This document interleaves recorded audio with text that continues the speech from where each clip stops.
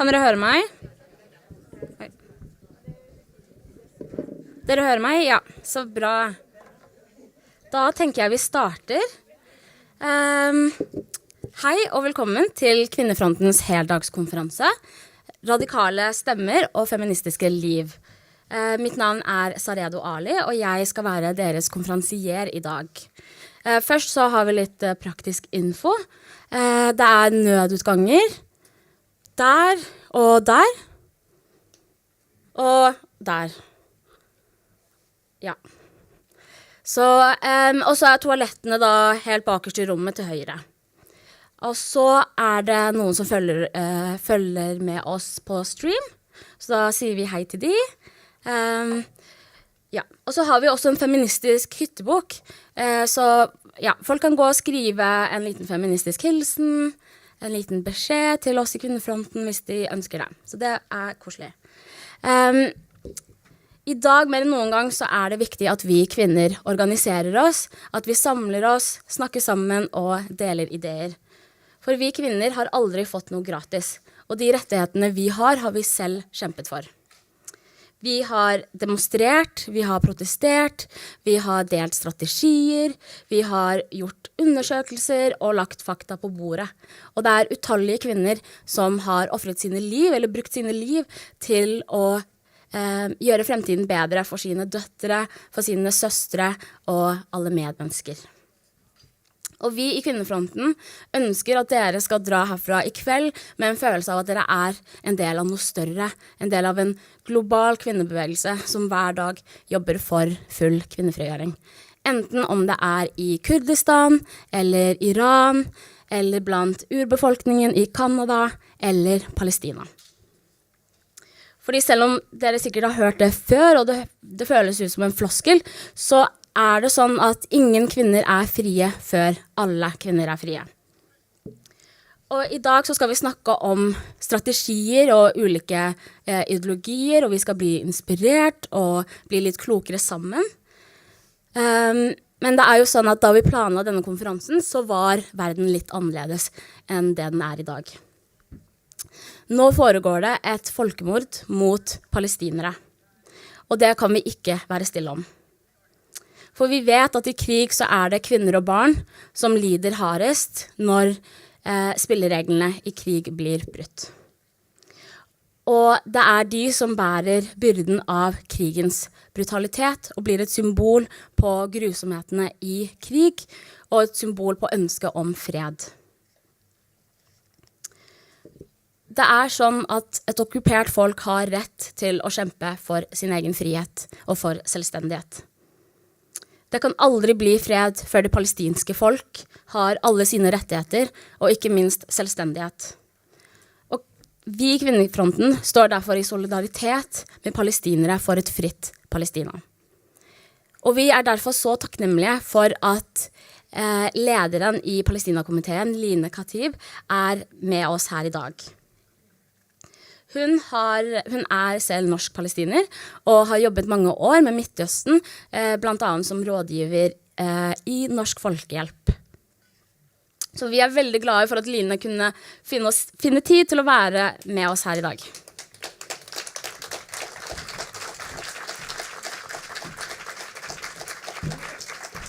Tusen takk, og gode søstre og brødre som er med oss her i dag.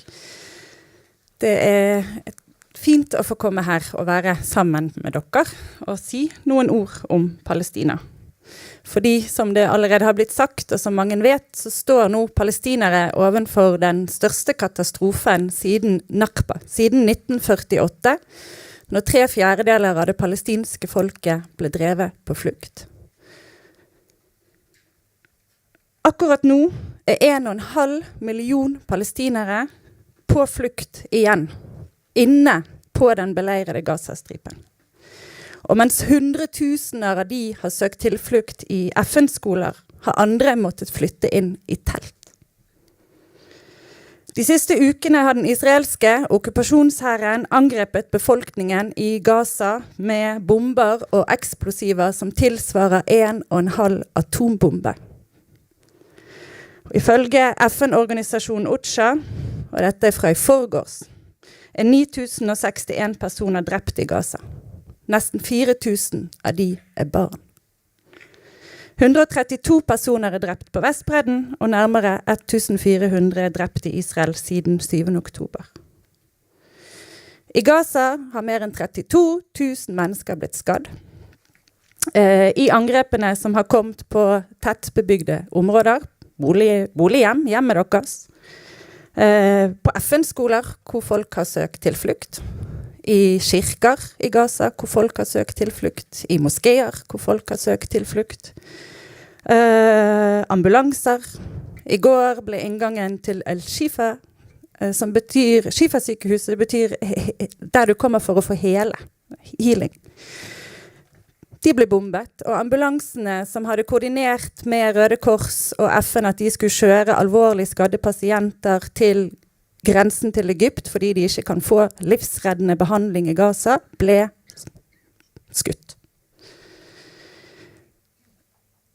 45% av hjemmene i Gaza ødelagt eller skadet.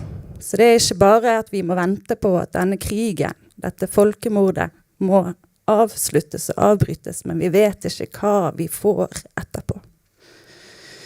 Den internasjonale straffedomstolen, ICC, har forsøkt å komme seg inn i Gaza for å granske krigsforbrytelsene, men de får ikke tilgang hverken dit eller til Israel. Og konsekvensen av denne beleiringen, det at befolkningen nå sulter. Mange har 2,5 desiliter vann som sin daglige rasjon akkurat nå. 14 av 35 sykehus på Gaza ute av drift, fordi de ikke har fått inn drivstoff, og nå det snart 4 uker. Og fødeavdelinger med nyfødte som ligger i kuvøse står i fare for å bli kvelt, fordi de ikke har drivstoff til å lage strøm.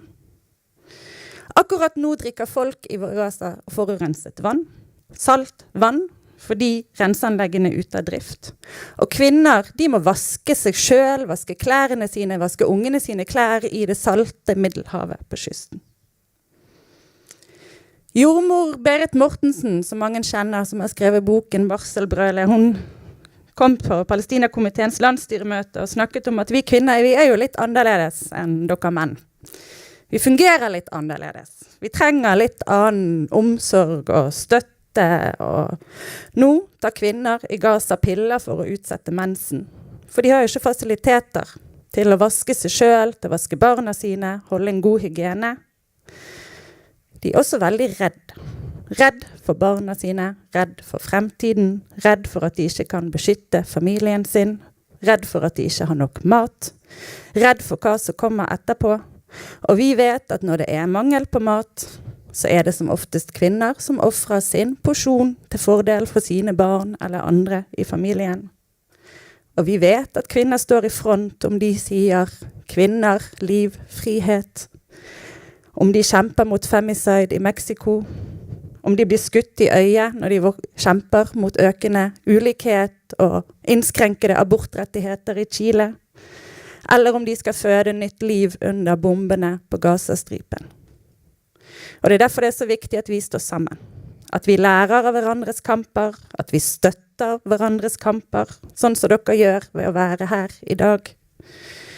Fordi kollektiv straff, bombing av FN-skoler, bombing av sykehus, av bakerier, det krigsforbrytelser. Israel må holdes ansvarlig for det. Okkupasjon og apartheid ikke en løsning. Det må på plass en politisk løsning som gir palestinere grunnleggende rettigheter på lik linje med israelere, og som basert på internasjonal lov og menneskerettigheter. Jeg skal avslutte med noen linjer fra et dikt av Inge Hagerup som heter «Til kvinner vi født», og jeg tar de siste 2 versene. Vi vil at livets gode ting skal skje. At styrken skal gi svakheten sin hånd. At mennesket skal hjelpe mennesket. Vi vet at livet selv vil ha det sånn. Til kvinner vi født. Vi lever nær alt levende. Vi bærer barna fram mot morgendagen. Og vi vil at der skal tryggheten og gleden møte de. Takk for meg.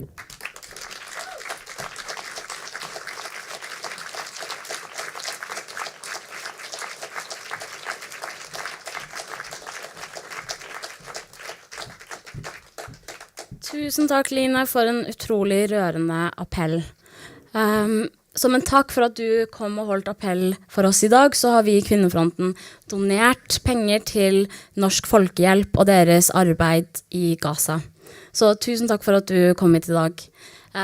Og konferansen vår, den ender 5:00, og 17:30 så det demonstrasjon foran Stortinget, så jeg håper at vi kan gå samlet sammen dit etterpå. Nå så skal vi gå over til neste bolk, og da skal vi få vite hva radikalfeminisme faktisk Og de som skal gi oss den innføringen i radikalfeminisme, det Sunniva Leikanger Yndestad. Hun sitter i arbeidsutvalget til Kvinnefronten og student. Og i 2022 så holdt hun faktisk hovedappellen på Youngstorget på 8. mars. Og så har vi også Eli Åby. Hun sitter også i arbeidsutvalget til Kvinnefronten og en pensjonert jordmor som bruker all sin tid på aktivisme. Og hun har en lang tid bak seg som aktivist, både i Kvinnefronten og særlig i arbeidet for selvbestemt abort. Og hun en inspirasjon for oss alle, og en inspirasjon for alle når vi blir pensjonister og ikke vet hva vi skal gjøre. Da kan vi bli sånn som Eli. Så tusen takk til de da.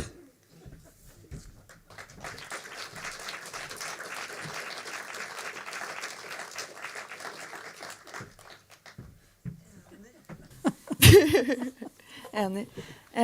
Hallo, jeg heter Sunniva. Og det jeg som Eli. Yes.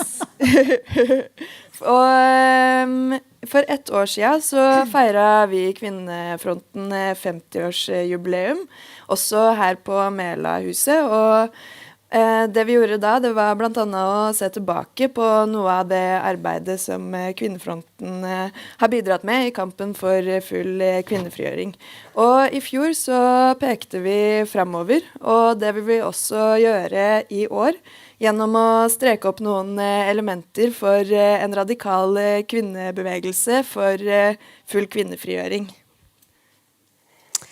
Og den gleden det vi som har fått da, for å snakke kort om grunnlaget for en radikal kvinnebevegelse. Vi håper at innlegget vårt kan bidra til at vi fortsetter å diskutere, skolere oss og aksjonere. All politikk utformes på bakgrunn av de livene vi lever, og i det samfunnet vi lever i. Av hva vi opplever selv, hva vi diskuterer med andre, og teori vi leser. Og i dette samspillet blir politisk praksis og politisk tenkning utviklet. Begrepet feminisme brukes av veldig mange. Og hva det folk mener med feminisme, det veldig ulikt, og av og til så det helt motstridende ting. Og nesten hva som helst kan framstå som frigjørende så lenge det presenteres på en riktig måte. Og dette ikke spesielt for kvinnebevegelsen.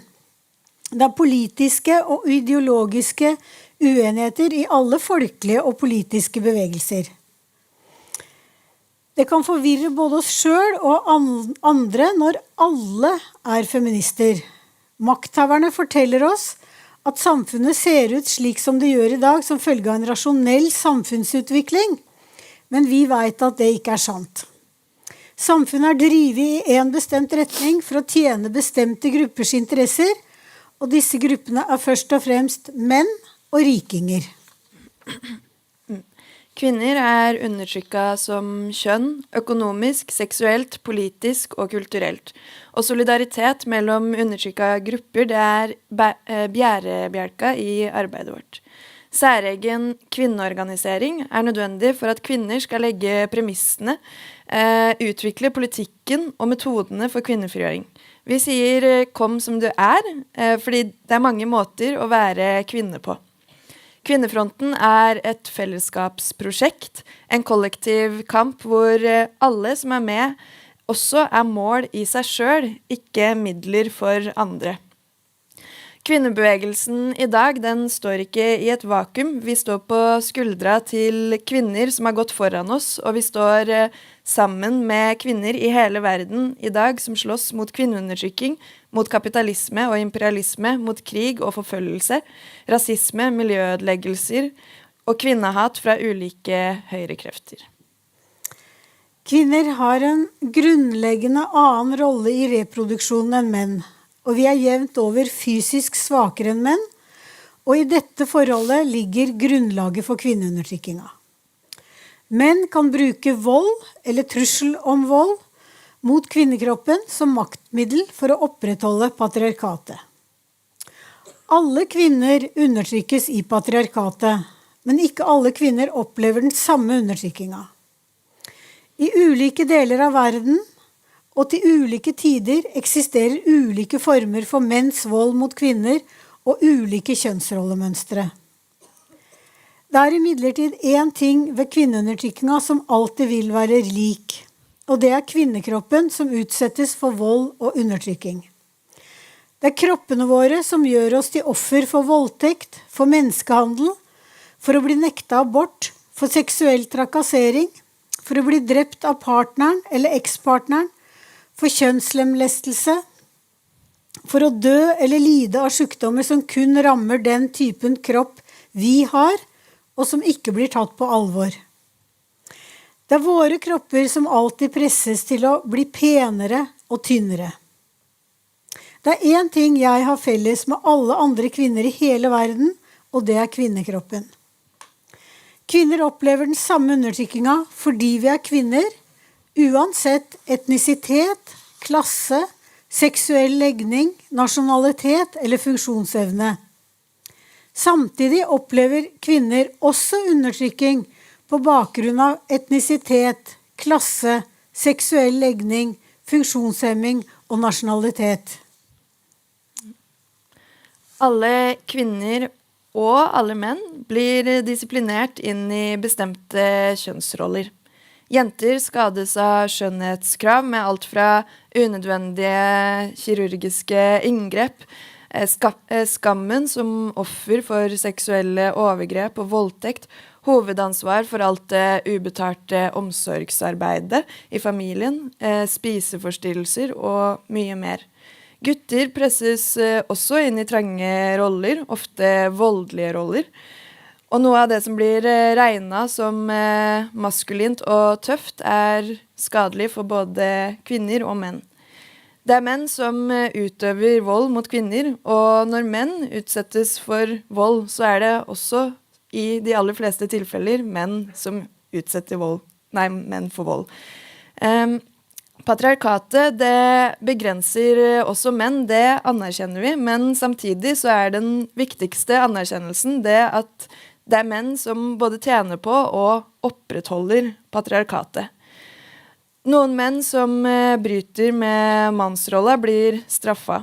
Blant annet mange i den skeive befolkninga bryter med kjønnsrollene. De viser at det går an å leve utenfor normene, og derfor så utsettes de for vold, hets og undertrykking.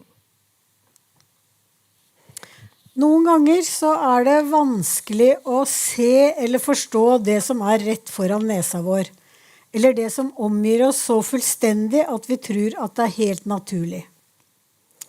Og patriarkatet, det kan oppleves sånn.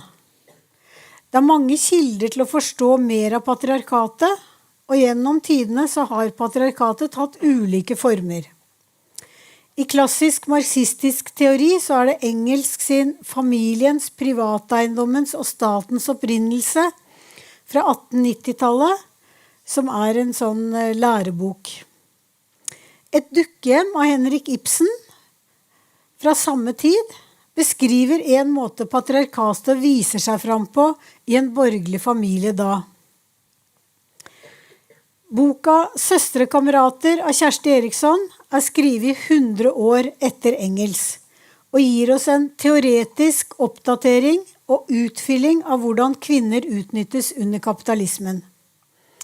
Kvinnekampen, klassekampen, den antirasistiske kampen, miljøkampen, antiimperialismen og den skeive kampen er frigjøringskamper som må spille på lag.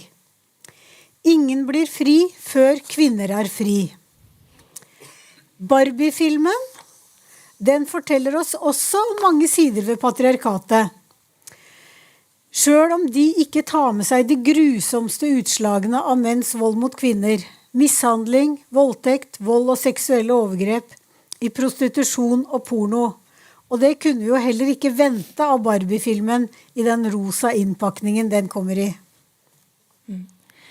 Det som skiller oss som radikalfeminister fra andre som også kaller seg feminister, det er at vi forstår at dersom vi skal avskaffe menns kjønnsmakt og oppnå kvinnefrigjøring, da er vi nødt til å bevisstgjøre samfunnet og oss selv om hva kjønnsmakta er og hvordan den fungerer.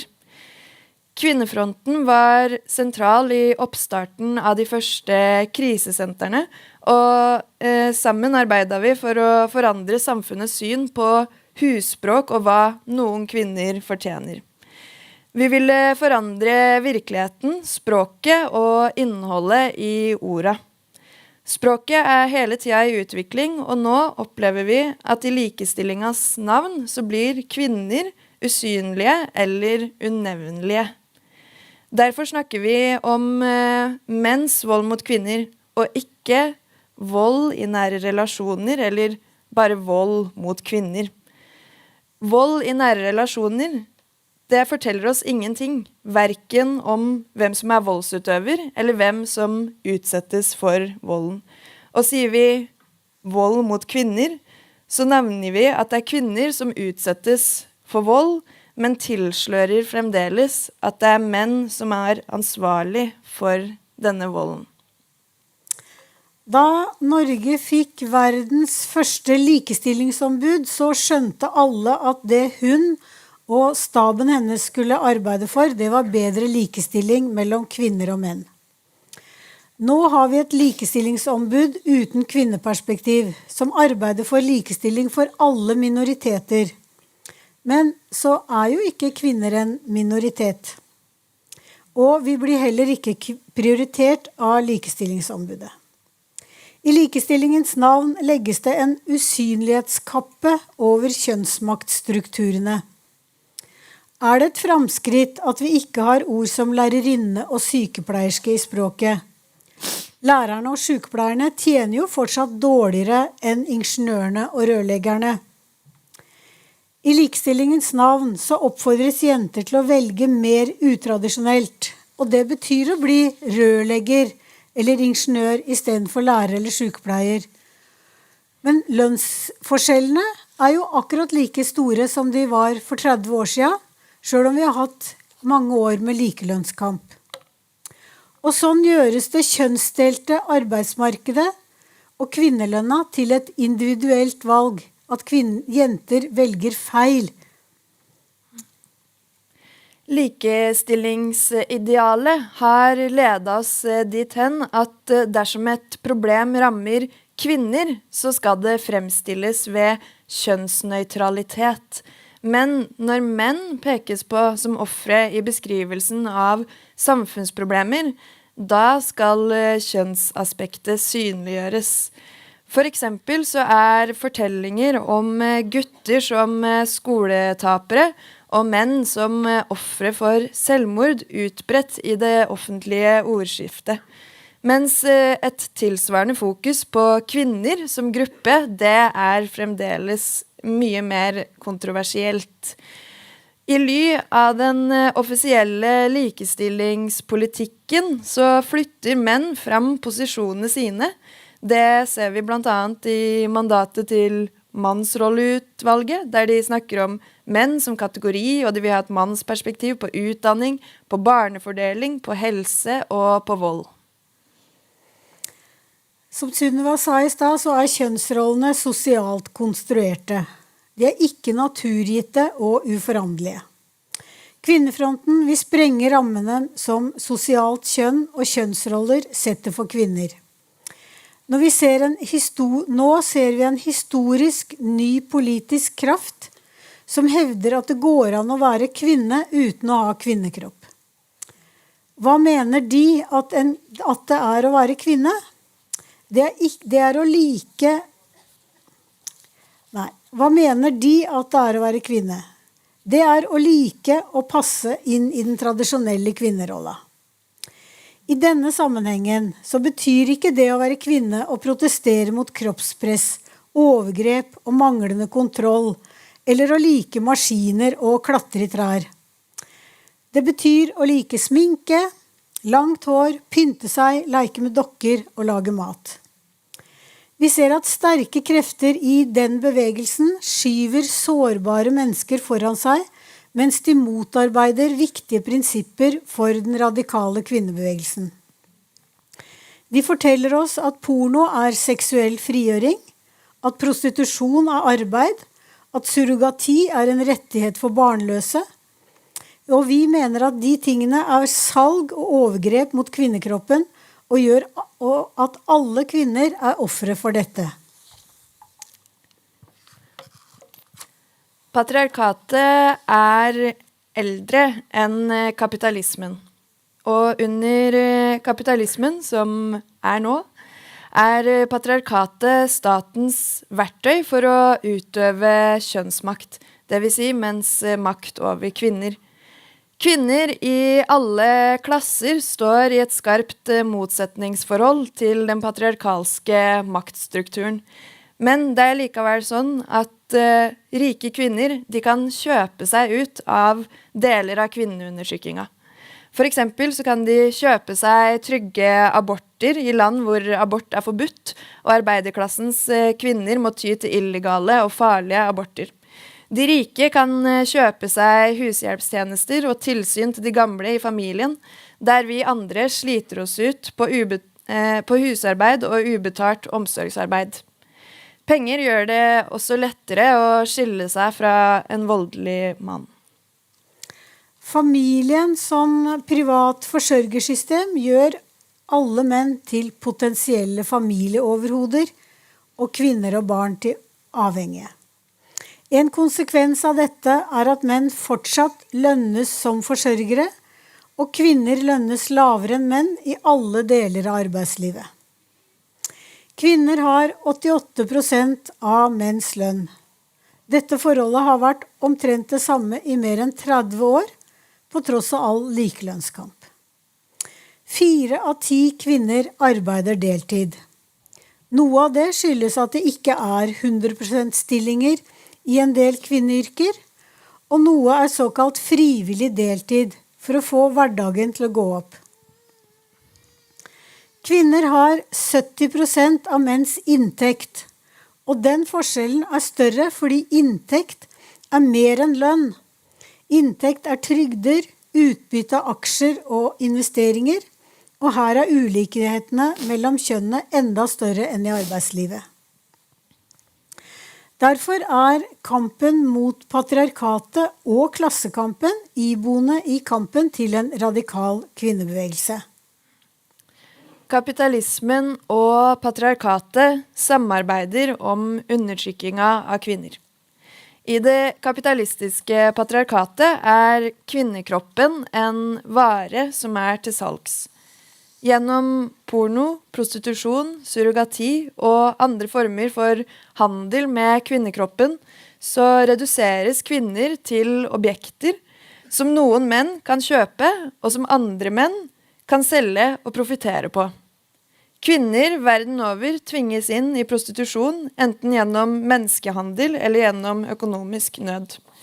Vi vet at det er menn som er bakmenn og halliker, og at det er menn som er kunder. I sexindustrien så er det altså kvinner som er varen, som distribueres av menn, som kjøpes av menn, og som profiteres på av menn. For at vi kvinner skal være trygge, er det i seg selv viktig at kvinnekroppen ikke kommersialiseres, at kroppene våre ikke er noe som noen andre kan tjene penger på. Likestilling, det krever ingen system eller maktendringer. Vår feminisme har mye høyere ambisjoner enn å likestille kvinner og menn etter loven.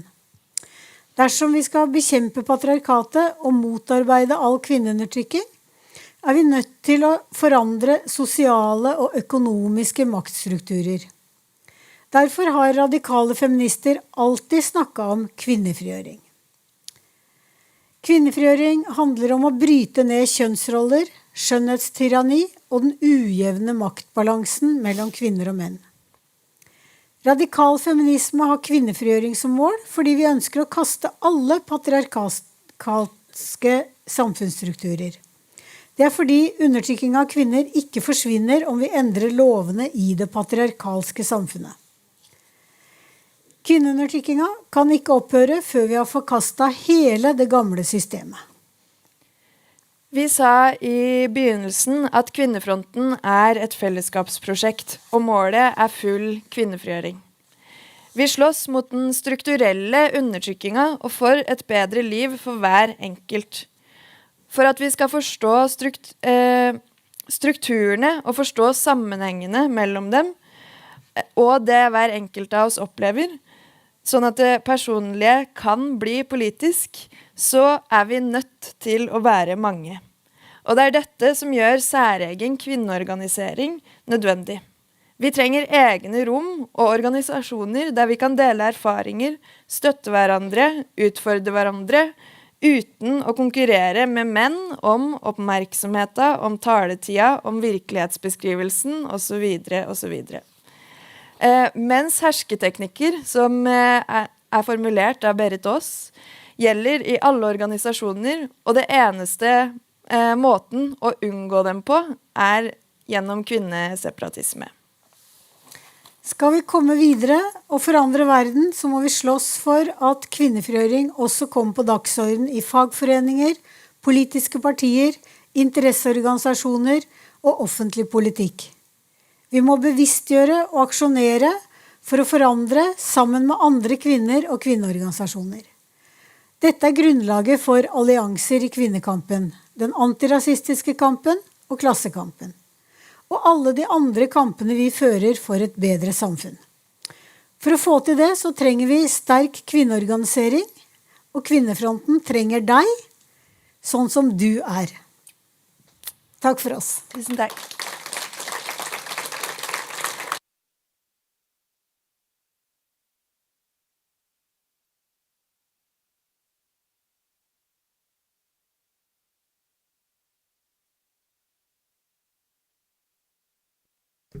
Tusen takk til Eli og Sunniva for en rask og god innføring i radikal feminisme. Vår neste gjest engelsktalende. Ja, beklager. De skal først få en gave. Sammen takk. Så kan dere komme hit.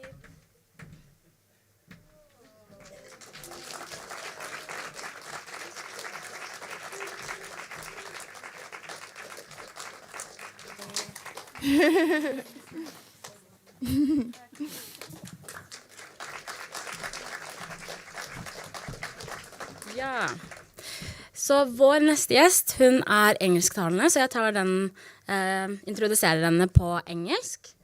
The Women's Front has for many years collaborated with Kurdish women in their fight for a free Kurdistan.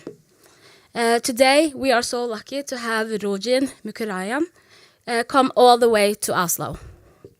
She is a Kurdish researcher and activist from Rugelat, and in 2014, she fled to Ireland as a political refugee. Now she works as a PhD student at College Cork University, and her areas of research are political theory and politics in the Middle East, especially Kurdish politics. And her doctoral thesis focuses on analyzing the political thinking of the imprisoned Kurdish leader Abdullah Öcalan. And she has also published several articles and reports on the developments in eastern Kurdistan and northwest Iran. And she is often seen as a member or seen on a number of Kurdish and Persian news broadcasts. Rojin is also a member of Free Women's Union of East Kurdistan and the Kurdistan Free Life Party. So give her a big round of applause.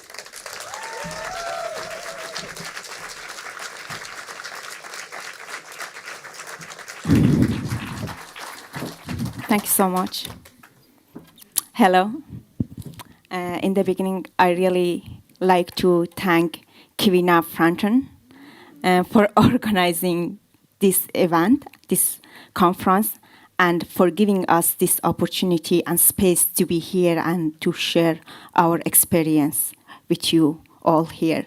And thank you all for being here and spending your valuable time with us. Today I'm here to talk about the Kurdish people and more specifically the Kurdish women's freedom movement. I assume, as my comrades told me, that you all have some idea about Kurdistan, that where is Kurdistan and who are the Kurdish people. So to save time, I just go ahead and move the slides. My plan is to first to talk about the revolutionary movement of Xinjiang Azadi, Women Life Freedom, that emerged in September 16, 2022, to highlight that Xinjiang Azadi has a philosophy, has a history, and has a political solution for the crisis, not just in Kurdistan, but in the Middle East. And then when I talk about what this slogan means, I highlight the solution, which is democratic and federalism, and then I talk about Rojava, which the idea of democratic and federalism is now in practice there. And at the end, I would like to point out how the liberation of Kurdish women become central pillar of the fight of the Kurdish people, especially within the Kurdish freedom movement. Here, who are the Kurds? And I assume, as my comrades told me, that you all know who are the Kurds. The Kurdish people are divided just so basically between four nation states, namely Iran, Turkey, Iraq, and Syria. And in all these four nation states, the Kurdish identity as a different national identity has been denied, and they have faced in all these four nation states different annihilationist policies such as assimilation, forced displacement, mass murder, massacre in Bashur in northern Iraq or South Kurdistan we had. So I skip these slides to just start with to talk about the revolutionary movement in Rojava. You probably all heard about Women Life Freedom, Xinjiang Azadi. But let's talk about it, what Women Life Freedom means, how this slogan could unite a very fragmented and dominated society in Iran. We know that in Iran, the Iranian regime, since the Lausanne Treaty, always try to implement the imperialist idea of divide and rule. It always try to divide the society, the people, and by dividing the society, they continue their domination. But this slogan, Xinjiang Azadi, for the first time could unite all these different people from different backgrounds. In other words, Xinjiang Azadi could break all the divisions that nation state created for us and to go beyond the national identity, gender, class, religious, and could create a grassroots solidarity, a transnational grassroots solidarity. And for the first time, that solidarity gave power to the people, and for the first time, this power of the people could challenge the existence of the Iranian regime. But how? What's the power of this slogan? And I say to understand that, to understand why, we need to explain what Xinjiang Azadi means, what the slogan's background it is, where this slogan comes from. Xinjiang Azadi, the idea of it emerged in the Kurdish Kandil Mountains. The Kurdish women, with their resistance and struggle, basically built the idea of Xinjiang Azadi. But the slogan itself is formulated in the prison of Imrali by the imprisoned leader and political theorist of the Kurdish people, Abdullah Öcalan. But how and what is the relationship between these terms? Öcalan believes that the 5,000 years old history of civilization, it is nothing but the history of enslavement and domination of women. In other words, according to Öcalan, woman is the first colony of the civilization. Women's domination is the foundation for all other forms of domination. So imagine we want to build a house over an old house. We want to give a new structure to that house. We knocked the walls, but the foundation is still there. And to remove the structure, we need to go dig and remove that foundation. And the foundation of today's society that is built on domination of women is the enslavement of women. So, if you want to create a new system, new structure, a new political order, we need to free women. This is how Öcalan says the liberation of women will lead to the liberation of the society. Or to say it in other words, without the liberation of women, the liberation of society, it is not possible. Now we understood kind of the relationship between Jin and Jian, or woman and life. But what do we mean by freedom?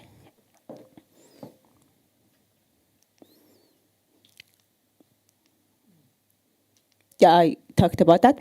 What do we mean by freedom? We know that, again, in the political thinking, in theory, we have different conception of freedom. But if we refer to the writing of Isa Berlin and use her writings, he says that there are two different conceptions of freedom: negative freedom and positive freedom. Negative freedom refers to freedom from external intervention, constraints. In other words, I, as Rojin, I am free if I am free from constriction, outside constriction. So it is individualistic freedom. And this is why classical liberals love this sort of freedom. But in its positive term, freedom means self-determination.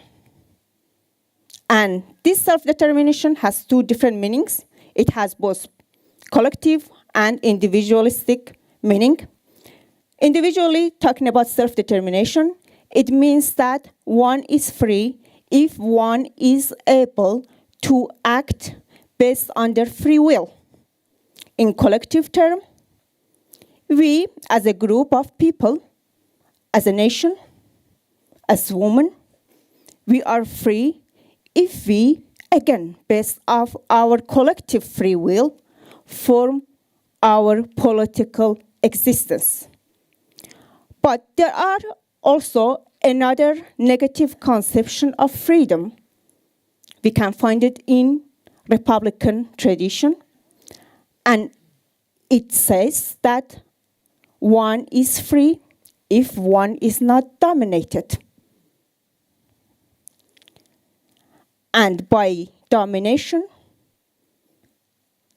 the Republican tradition, they believe that one is dominated if they are subject to the arbitrary will of their dominator. In other words, we are dominated if we are in an inferior position of power dynamic, which we see it in nation-state system, a top-down system. that always there are power over us. That power distributed, what happened? That power is distributed not in a horizontal way, but vertical way. But now, how we can implement this freedom? What kind of system will bring this freedom, which I believe it is a combination, a mix of positive freedom as self-determination and negative freedom as non-domination. How we can achieve self-determination in both individualistic and collective term, and how we can achieve freedom as non-domination. Öcalan says, by implementing the idea of democratic confederalism. Democratic confederalism is an alternative to nation-state system. It is not a top-down structure, doesn't have a top-down structure. It is a bottom-up structure. It believes in the empowerment of society. It is not hierarchical. It is not exclusive, but it is very inclusive. And it believes that people should govern themselves. There is no gap between being ruled and ruling. Everybody governing themselves. It has 3 pillars. The first pillar is direct democracy. The second one is the emancipation or liberation of women. And the third pillar is emancipation of environment, ecology. How this system could bring this freedom, we can go through each pillar and explain it. The first pillar, direct democracy, will let the society, based on their free will, based on their immediate free will, not separated from them, to decide for themselves. Not just in politics, in all other social domain. So the community form their own small units, they come together, and they decide for their life.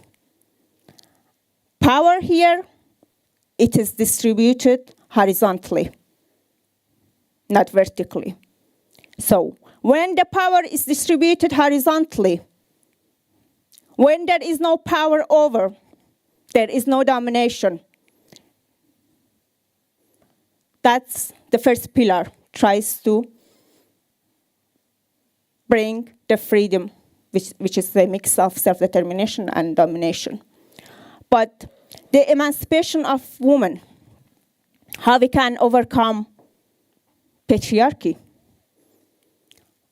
Patriarchy that has a long history as civilization.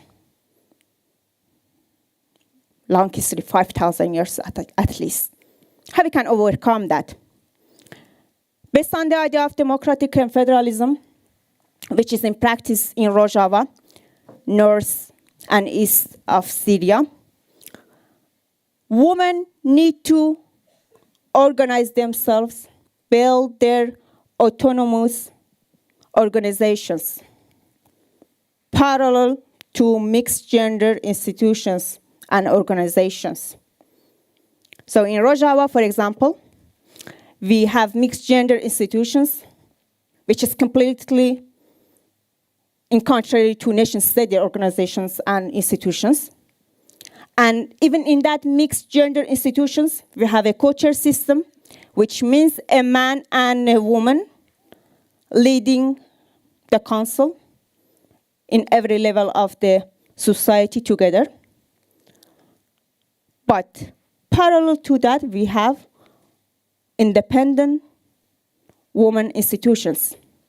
And the idea behind this is that we cannot overcome patriarchy if we don't have these autonomous institutions for women. Because patriarchy has a long history.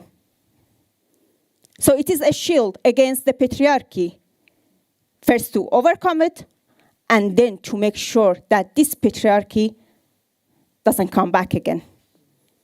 So a woman that is in these mixed gender institutions has the power of an autonomous woman institutions, the support of autonomous institutions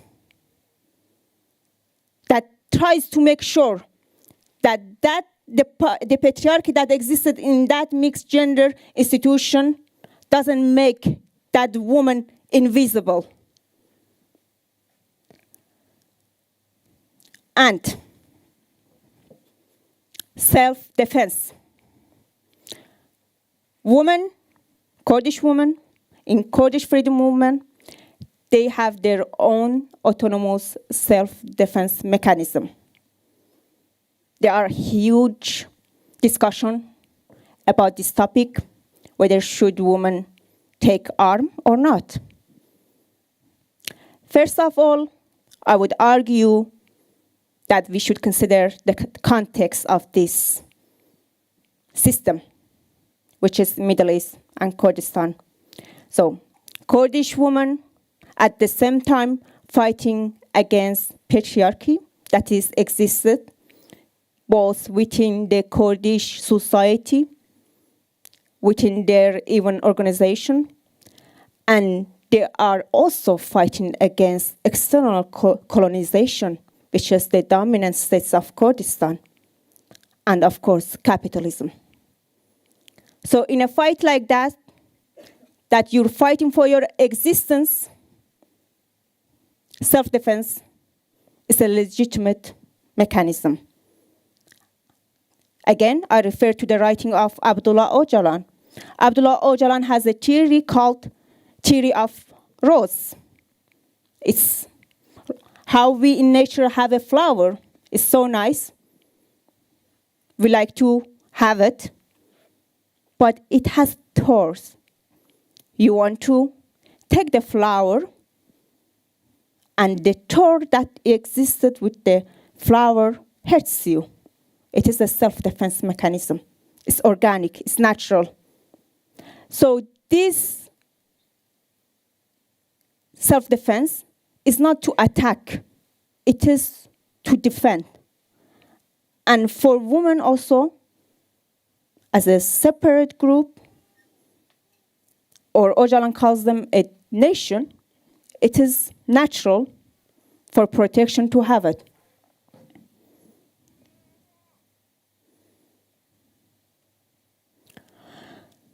Now that I talked about this, which I think I didn't cover the third pillar of the democratic and federalism, which is ecology and the protection of nature, I will briefly talk about that and then go to this slide.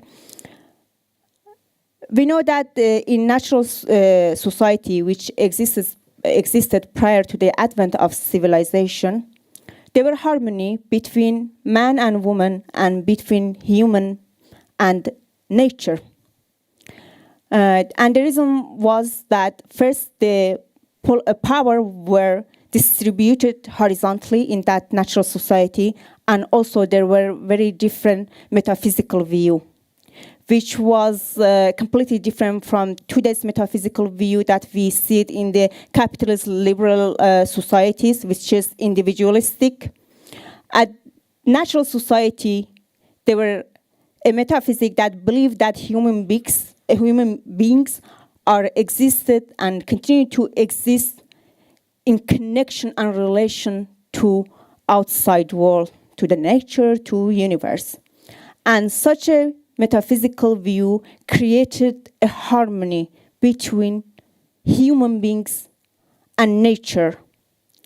So the third pillar of this democratic and federalism tries to overcome first capitalism by offering a communal form of economy, and also by introducing this sort of new metaphysical view, tries to create a harmony between humans and nature, that we don't exploit nature, we are not just consuming the nature, but we respect the existence of the nature. Now the question is, how the liberation of women became so central to the liberation of the Kurdish people, or at least to say it, become so central in the Kurdish freedom movement. To answer this question, we need to understand the history of the Kurdistan Workers' Party, the PKK. But my argument will be that there were always dialectical relation between the Kurdish women in the PKK with Öcalan. In other terms, practice guided theory, and theory in turn strengthened practice in Kurdish freedom movement. And for this, we need to talk about the resistance and struggle of the Kurdish women within the PKK. Sakine Cansız Haval Sara is the co-founder of the PKK. She was jailed by the Turkish state in 1980s after the coup in Turkey. She spent 8 years in jail in Diyarbakir. Turkish state tortured her, cut her breasts, but she led a revolutionary resistance in jail. And her resistance in prison became a symbol for the resistance for the movement. She was also assassinated in 2013 along two of her comrades in Paris, actually. Another brave woman, it's Berivan. During the 1980s, many Kurdish women, especially from Bakur, from southeast Turkey, joined the PKK. But some of these women stayed in the cities, villages, towns to organize the women. They called city guerrilla or the party-affiliated cadres. They were organizing, mobilizing women. And the female guerrilla, because they could remain undetectable for a longer time compared to their male comrades, they spend more time within the societies. In 1989, Haval Berivan was surrounded by the Turkish army, and she didn't accept defeat and resisted, and she fought until her last bullet to actually liberate her comrades that they were trapped. But at the end, she was martyred. Another brave Kurdish guerrilla is Haval Beritan. There was a war in 1992 between the PKK and Turkish state and its allies. And Turkish allies at that time was two other Kurdish political parties that existed and still exist and rule Bashur, South Kurdistan or northern Iraq. So Beritan fought against them, and in the Hakurka, she fought again to her last bullet, and at the end, to resist her captivity, she jumped off the cliff that she was standing on. And after that, Haval Beritan becomes a symbol for resistance and also for the will for the Kurdish woman, which we call it in Kurdish irada. Soon after these events, in 1993, Öcalan decides to organize Kurdish Women's Army. And this is how we have a separate Kurdish women's army. And after that, in 1995, the first Kurdish Women's Congress in the mountain was held in 1995, which they discussed the women-related issues, and they actually formed Free Women's Union of Kurdistan, YASK, in 1995. But during the 1990s, we call it the Battle of the Sexes, existed among the PKK. There were resistance from the male comrades. They didn't want to share their power with their female comrades, of course. But the Kurdish women resisted, and they were persistent in their liberation. It was a tough time for the PKK in 1990s. Another brave Kurdish woman was Haval Zilan. Haval Zilan, I think I like to just read this quote here.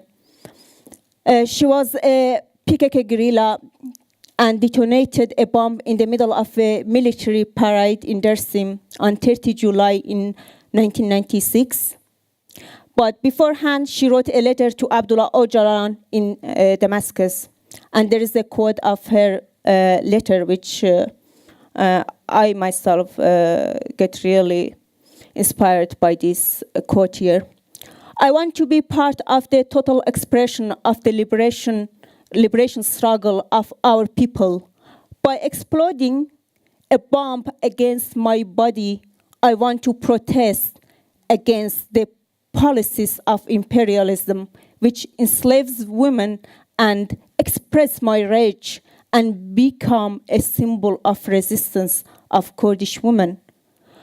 My will to live is very strong. My desire is to have a fulfilled life through a strong action. The reason for my action is my love for human beings and for life. So, you exploit your body because you love life. She did this to liberate life, liberating life from power relation.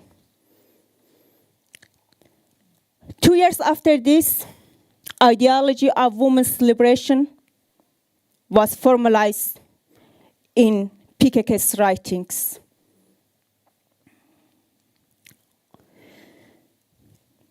But in 1998, the PKK held its sixth Congress in the mountains, and Öcalan sent his decree and asked for the formation of an independent Kurdish women's political party.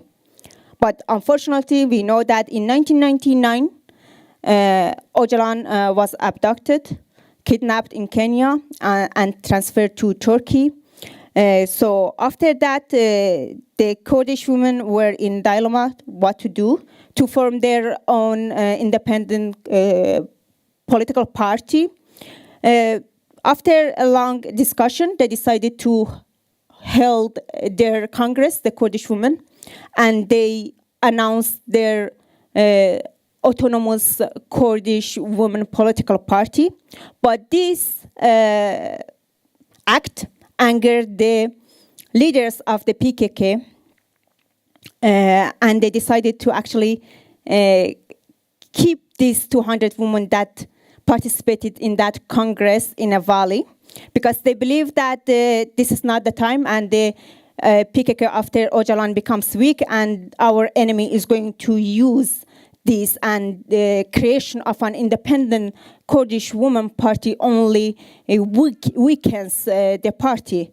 So they kept these 200 women for a while in a valley, but the Kurdish women were so persistent in their freedom. They didn't give up, but they lost their power, and we cannot deny that.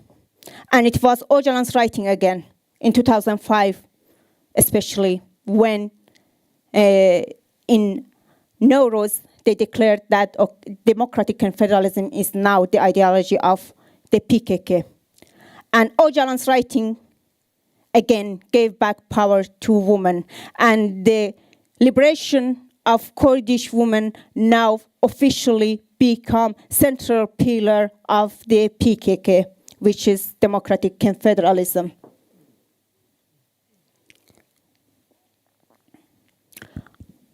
Another part that I would like to talk about it, we talked a lot about the liberation of women, but one part is also about man. What's the man role here to overcome patriarchy? And it is killing the dominant man.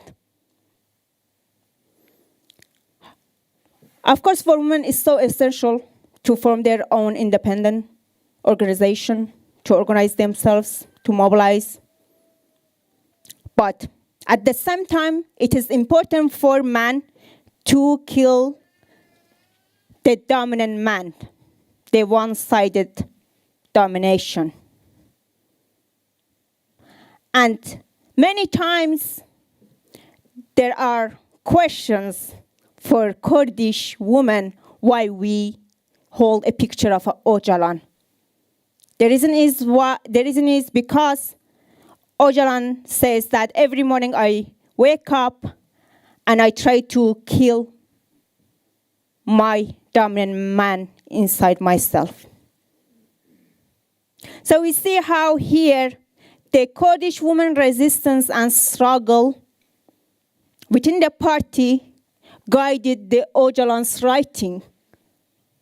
But then we realize that how Öcalan's also writings and theory helped Kurdish women to find an implementable alternative to reach that liberation. Genealogy also, it comes from Öcalan's writing. In 2008, Öcalan, in his third volume, Sociology of Freedom, he talks about genealogy and asks for women, especially Kurdish women, to start to formulate their own science. Genealogy literally means women's science. It is in contrast to positivism.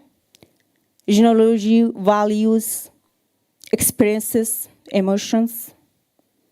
It breaks the duality between subjectivism and objectivism. And it is a way for women to rewrite their unwritten history. It is a way that women are searching to find out about the values of natural society, the society that existed prior to the advent of civilization, the society that existed prior to the emergence of patriarchy.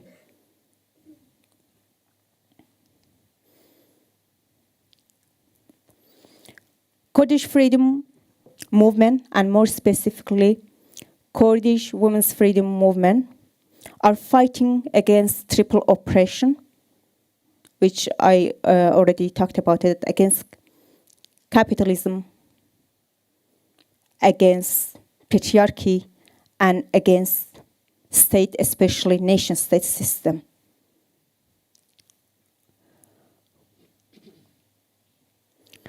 For this reason, to achieve the ideology of liberation for women, we have structures, umbrella structures. We have Kajaka, Kurdistan Communities Union, and parallel to that, we have women's umbrella organization, which called Kajaka, Kurdistan Women's Communities.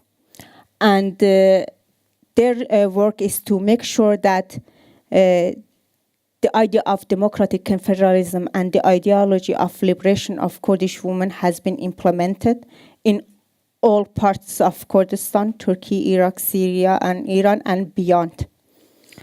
And in each part of Kurdistan, we have now autonomous Kurdish organization that they are working to implement this idea to and to fight against this triple oppression. And each branch of this Kurdish autonomous organization, they have also their own separate self-defense mechanism. And there are a different variety of committees in each organization that dealing with the different issues from politics, society, economy, and so on. This is a diagram that shows Kajaka structure in all parts of Kurdistan and Europe. I think it's small and unreadable, but they have just different names for each part, and under each organization, we have autonomous women's institutions and committees that they're working to build actually a transnational solidarity, because we believe that only by building a grassroots transnational solidarity we can overcome our patriarchy and domination. I think my comrades just told me that I don't have much time, so at the end I want to talk about Wurisha Muradi. Wurisha Muradi is a Kurdish woman activist. She is a member of Kajar, the East Kurdistan Free Women's Society. And during this woman life freedom in Iran and Rojhelat, she was active inside Iran and trying to organize and mobilize the Kurdish women. But unfortunately, she was kidnapped on August 1st. And since then, we don't know where is Wurisha. And Iran denies and rejects to respond to say where is she. So a group of Kurdish women activists came together and they formed a campaign called Where is Wurisha Muradi? And if any of you are interested to be part of this campaign, please come to me later after the conference so we can talk about that. And thank you so much for giving your valuable time to me. Thank you.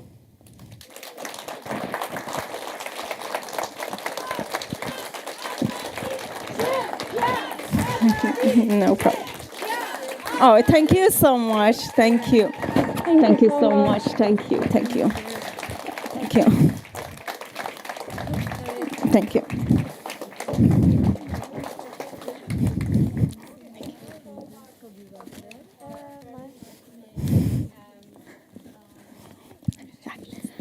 What's that? Thank you. What's that? Was that good, really? Yeah. Thank you.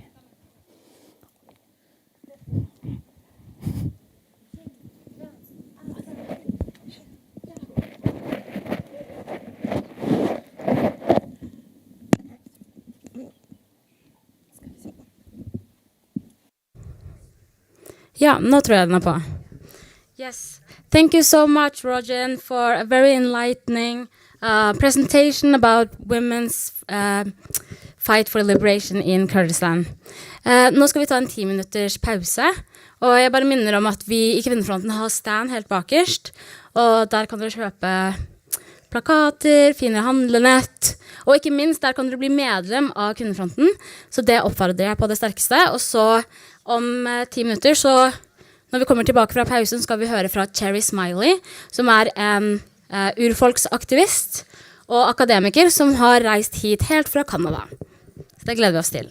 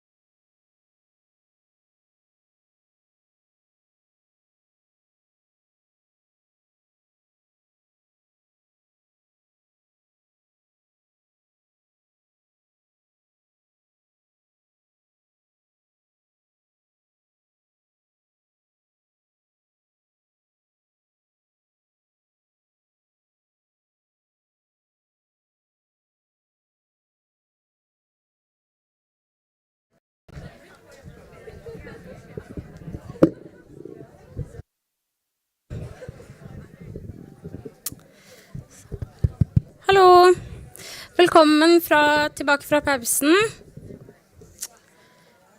Da er det bare å sette seg, og så skal vi gå over til neste bolk. Hun er også engelsktalende, så da tar jeg denne biten også på engelsk. We will now hear from the person who undoubtedly has had the longest journey here. From Canada, after an almost 24-hour journey, comes Cherry Smiley. She is a longtime friend of Kvinnefronten, and she will give a presentation with the themes of who owns my body, who is the female body for, and how do we take back ownership of our own bodies. Cherry is a feminist activist. She is an artist and researcher from the Nlaka Pamuks and Dina nations. They are indigenous groups in Canada. And among other things, she has also written the book Not Sacred, Not Squaws, Indigenous Feminism Redefined. And she has also worked tirelessly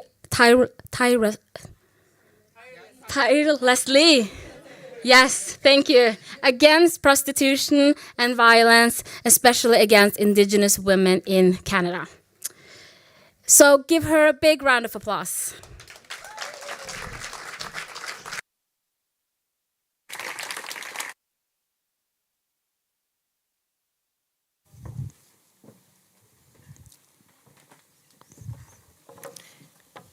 All right, can you hear me? Right on. Okay. The first thing I want to do is to say thank you to Kavina Fronten for putting together this excellent event and for all the work that you've done over the years. I can't really understand because I don't speak Norwegian, but just looking at the pictures and all of the history of the organization. So thank you for what you've done and what you continue to do. And I'd also like to recognize Sami women and girls and the struggles that they face. So I'm going to talk a little bit about the past in terms of Indigenous women in Canada. I'm going to talk a little bit about the present, where we are today, and then I'm going to talk a little bit about feminism and decolonizing radical feminism and what that actually looks like. So the first thing I'm going to do is I'm going to start by telling you a little bit more about myself, because it's important that we do that. So this is a picture of my grandma. So whenever I go anywhere, whenever I do anything, I like to talk about my grandmother, Nellie Blankenship. And just in this picture, I will say, she's on her horse, Midge, and Midge used to be a racehorse. And nobody wanted her because she would just sometimes take off unexpectedly. But my grandma really liked her spirit and really liked her unpredictability. And so she ended up with Midge. And so her and Midge had a very long and loving relationship over the years. My grandma is in Lakatmuk from the Nicola Valley, which is where I'm from. And my grandmother adopted me traditionally when I was born and legally later in life. So she passed away just a couple of years ago at the ripe, she would say the ripe young age of 97. And she just has had such a huge impact on my life. And I miss her every day, all the time. This is a picture of her. A few years, I think she's about 95 in this photo, and she was very healthy for a very long time, and but she was also sad that she couldn't do the things she wanted to do, like stand on horses and pick huckleberries and go hunting and do all of these things. So she was ready to go, and she used to say to me, "Kiachnam," and Kiachnam means to go on ahead. So she would say that it's time for her to go on ahead, which I think is a really lovely way of thinking about death and dying. So that's my grandma. Like I said, she's Itlakamuch. My father's side of the family is Dene or Navajo from the Navajo Nation, which is in the southwestern United States. So a mixture of two nations, I would say there. This is a picture of my cats. I love them very much. We hang out all the time. Their names are Lou and Big Al. I just thought you'd like to get a little sense of me by, the human and non-human relatives that I love around me. So I wrote a book. Well, I kind of wrote a book. I did a PhD, and the PhD thesis or dissertation became this book. So there was a couple for sale that I had here, but I don't know if there's still any available. You can order it online. I know that there was a bit of problems with that, but hopefully you'll get a chance to read the book. I think it's pretty good. So when you get a chance, I'm an artist as well, and I do have a couple of prints of this piece for sale as well. I like to do a lot of mixed media stuff, a lot of kind of collage stuff, but I'm just really into actually touching things, but doing everything digital is I don't know. It's a totally different process. It's so much nicer to do actual cut and paste and to actually feel things and put things together with your hands. So so I do a little bit of everything, photography. It's great fun. The last thing you should know perhaps about me is I founded and am the director of Women's Studies Online. So we're an organization, a nonprofit organization. We're based in Canada, but we basically do women's education. We offer support groups for women who have survived male violence or women who are vulnerable to male violence. And really what we're trying to do is bring a lot of the feminist theorizing from, the 60s, the 70s, the 80s into today and building on those theories. So women are welcome to join, and it's free to join. So feel free to join if you want to. So as I mentioned, I'm Itlakamuch. And so this here is a picture of what is now British Columbia in Canada. So Canada's a very big country, and there's a whole lots of stuff that goes on there when it comes to Canada's relationship with Indigenous women. So I can't get into all of it now because it's too much. It's too much. So I'll try and give a little bit of an overlay here. So I'll just point out here. Oops. There we go. That's where I'm from, right here. So it says Itlakamuch. But this is just a bit of an overview of the territories in BC before white men came. And so the territories often, butted up against each other, or they often overlapped even. So different hunting territories or gathering territories, places where people created villages or, lived together. So it was, the territories were not as distinct as they are today in the past. And so, I think when we talk about the past in Canada, and I would talk to my grandmother. Sometimes I'd ask her the question the wrong way. I would ask her, what was it like back, before white men came? And sometimes she'd be like, I don't know. But if I asked her what did the old people say it was like before white men came? And she'd be like, oh, okay. And she'll tell me because she has her old people, right? And she's one of mine. So so sometimes it can be very hard in Canada, and I think that there is definitely this idea we want to protect what it was. And there's a lot of nostalgia, and I think sometimes as well there's a lot of constructing things to be more perfect than they were. So, this kind of idea of the noble savage is not useful or helpful in any kind of way to kind of romanticize, I think, Indigenous cultures is not useful or helpful in any kind of way, because we want to be seen as, we don't want to be seen as better than, we don't want to be seen as worse than, we want to be seen as similar to or in relationship to.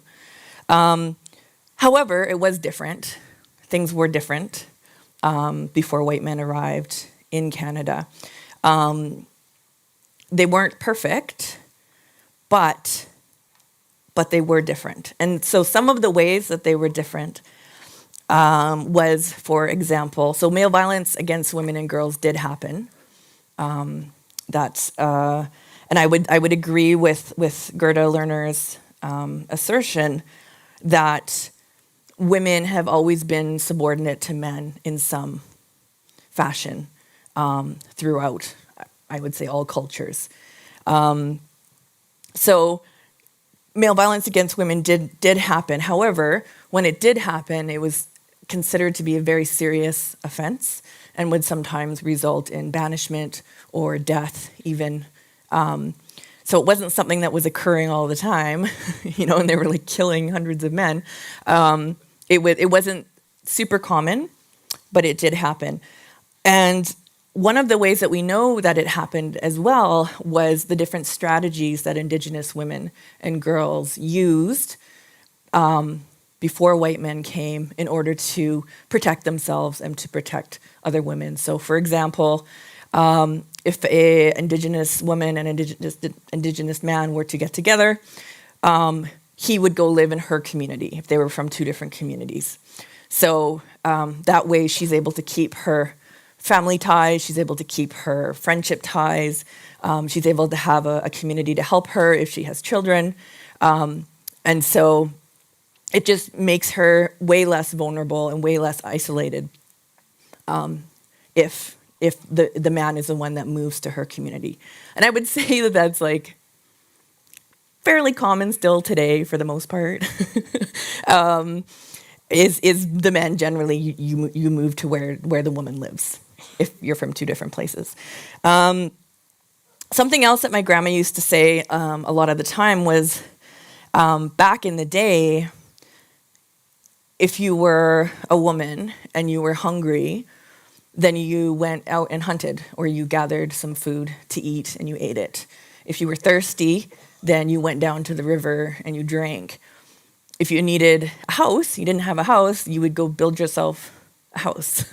So women had not just access to everything we needed to survive, but also the knowledge of how to build a house, how to go hunting, knowledge of plants and all of our non-human relations. So in that sense, it was very different. So women, we had access to what we needed, the knowledge of how to do that, and we did. So we weren't dependent on men in the ways that we are today. So as Gerda Lerner also says, and I agree here as well, that the exact origins of patriarchy are unknown. We don't actually know really where it started. But what's more important than where it started is to look at the questions about the process by which patriarchy was established and institutionalized. So that process, I think, is more important. It's more important that we talk about that than trying to figure out exactly where and when it began. So one of the ways, so white men came to Canada White women weren't allowed to come to Canada for a very long time. At that time, non-Indigenous women were basically chattel. They had no rights, very few rights, and so all these white dudes come to Canada and spread across the country and decide that they're going to change things up. One of the ways that they did change things up was through the introduction of the residential school system. So I understand that there's a bit of a similarity here with the Sami people who were taken from their homes and put into institutions. So this is I think this is the Kamloops, the picture of the Kamloops residential school, which is the residential school that my family would have gone to. That was the closest one there in the area. The thing so in residential schools, the children were subjected to horrific sexual abuse. They were starved. A lot of the residential schools had cemeteries that were attached to the schools so that they could easily bury the dead children who died through starvation or neglect or torture, however that happened. Children weren't allowed to speak their language. They weren't allowed to have any kind of cultural expression whatsoever. And so one of the important things, I think, is that we understand that the last residential school in Canada closed in 1996. So this isn't way far back in the past. This is the generation above me, is residential school survivors. Another important thing that we, in Canada, we don't talk enough about is the different impacts that residential schools had on Indigenous girls from Indigenous boys. And one of the major things that happened is the residential schools became a funnel, essentially, for prostitution. So the number of Indigenous girls that went through, if they survived that system, came out of residential school and went straight into prostitution is staggering. And it's not something that we've looked at really as a country or even as Indigenous people, that those differences get ignored. So this morning when there was, with the help of my wonderful translator, to say that when we degender issues, it's not useful for women, and that this discussion around residential schools in Canada has been completely degendered. So we don't talk about the differences, and those differences are very important. It's also important to note that when white men came to Canada, they brought prostitution with them. So I have yet to come across a word in anybody's language across Canada that describes prostitution.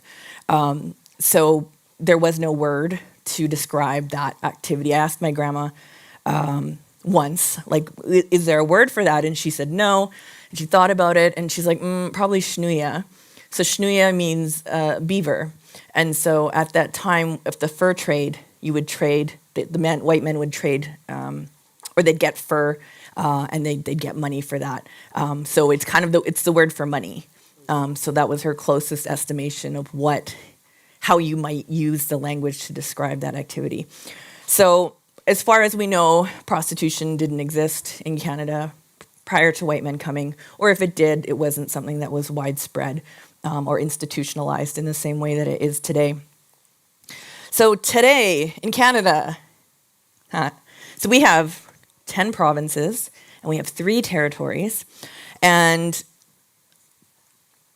so Indigenous people in Canada are separated into 3 really broad groups. You have First Nations, you have Métis, and you have Inuit. And those are government-created categories of people. So I'll mostly be talking about First Nations today because that's my experience, and that's where I come from. So in Canada today, there's over 630 different First Nation communities, all with different cultures, different languages, different customs. And so this picture here is a picture today of what we saw before. So this is British Columbia, the same place. But all of these little red marks, like little red boxes, those are reserves that were created by the government. So Indigenous people are like here and here and here. So little tiny pieces of land that they allowed for Indigenous women to have. And that's just a very different, it looks very different than that map where, we were able to actually have a full relationship with the land that we lived on. So one of the things that colonization has done in Canada, and I'm going to talk a little bit about colonization and what that means, is that the situation for Indigenous women and girls in Canada is almost indescribable.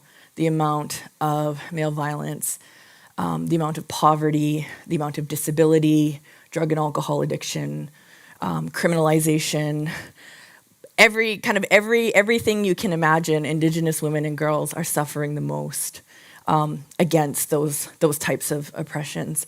And it's to the point where, that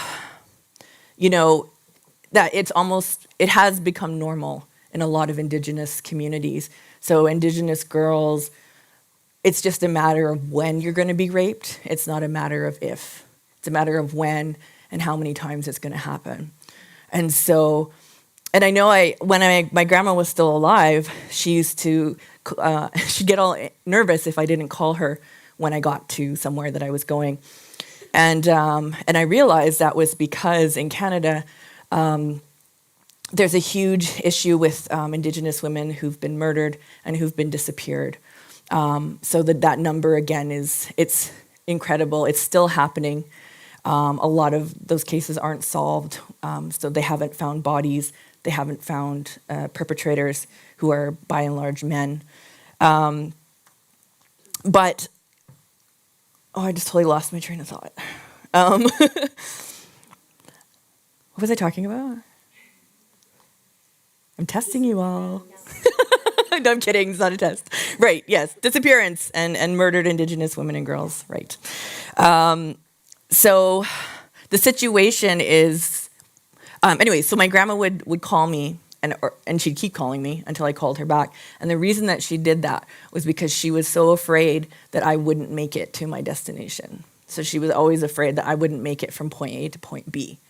And that's the reality of Indigenous women and girls in Canada. When I was young, it's I didn't think I would make it past 30. I'd be lucky, right? So you don't have this, you don't grow up with this, I'm gonna be this or that when I'm older, because you don't expect to be older. So it's a very, very sad situation.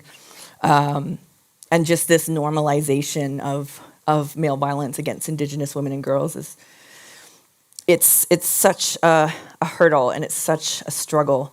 So this situation was so bad that for many years, Indigenous women's groups in Canada had been calling for a national inquiry into murdered and disappeared Indigenous women and girls.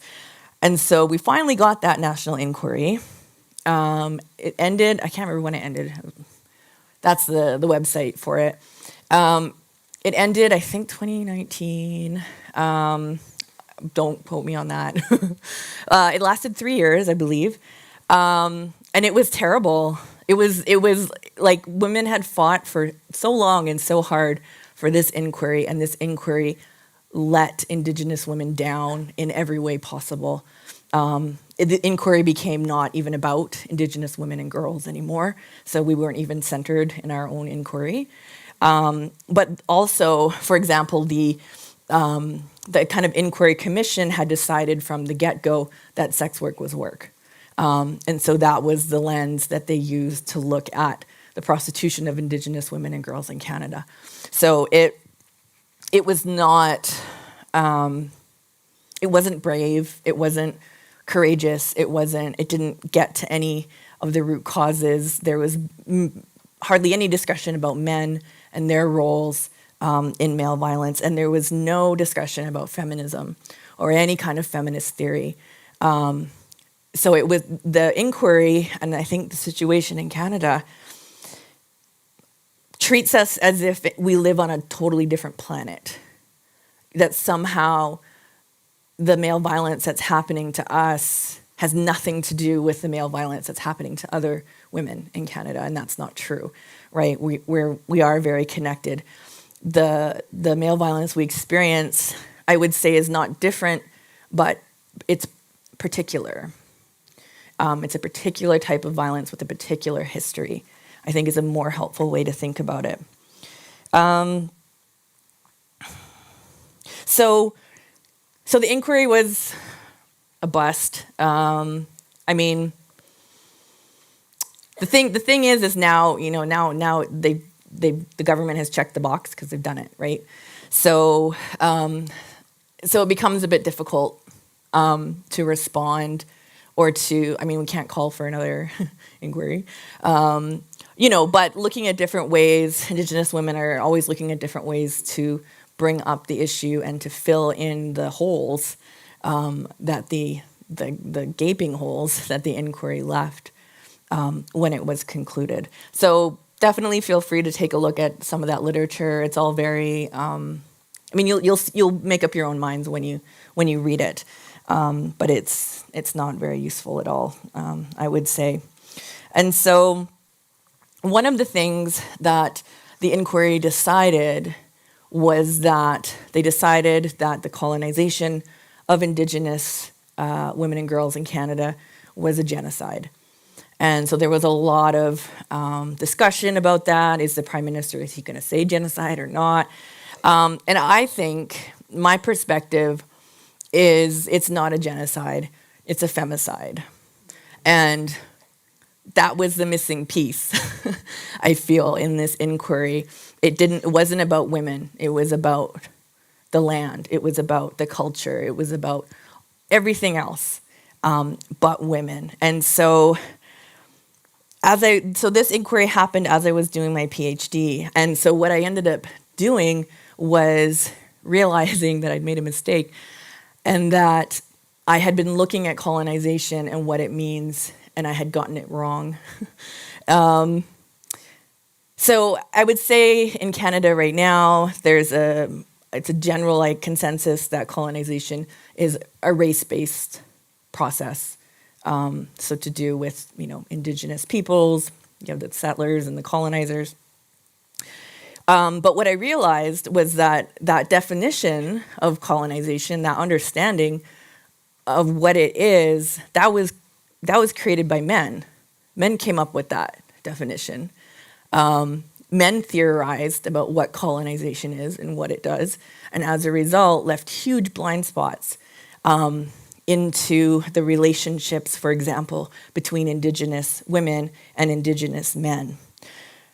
And so one of the issues that I kept encountering in my research and all the work that I do in my own life, actually, is this male violence that's happening against Indigenous women and girls is happening by all men. So it's happening by non-Indigenous men, and it's happening by Indigenous men.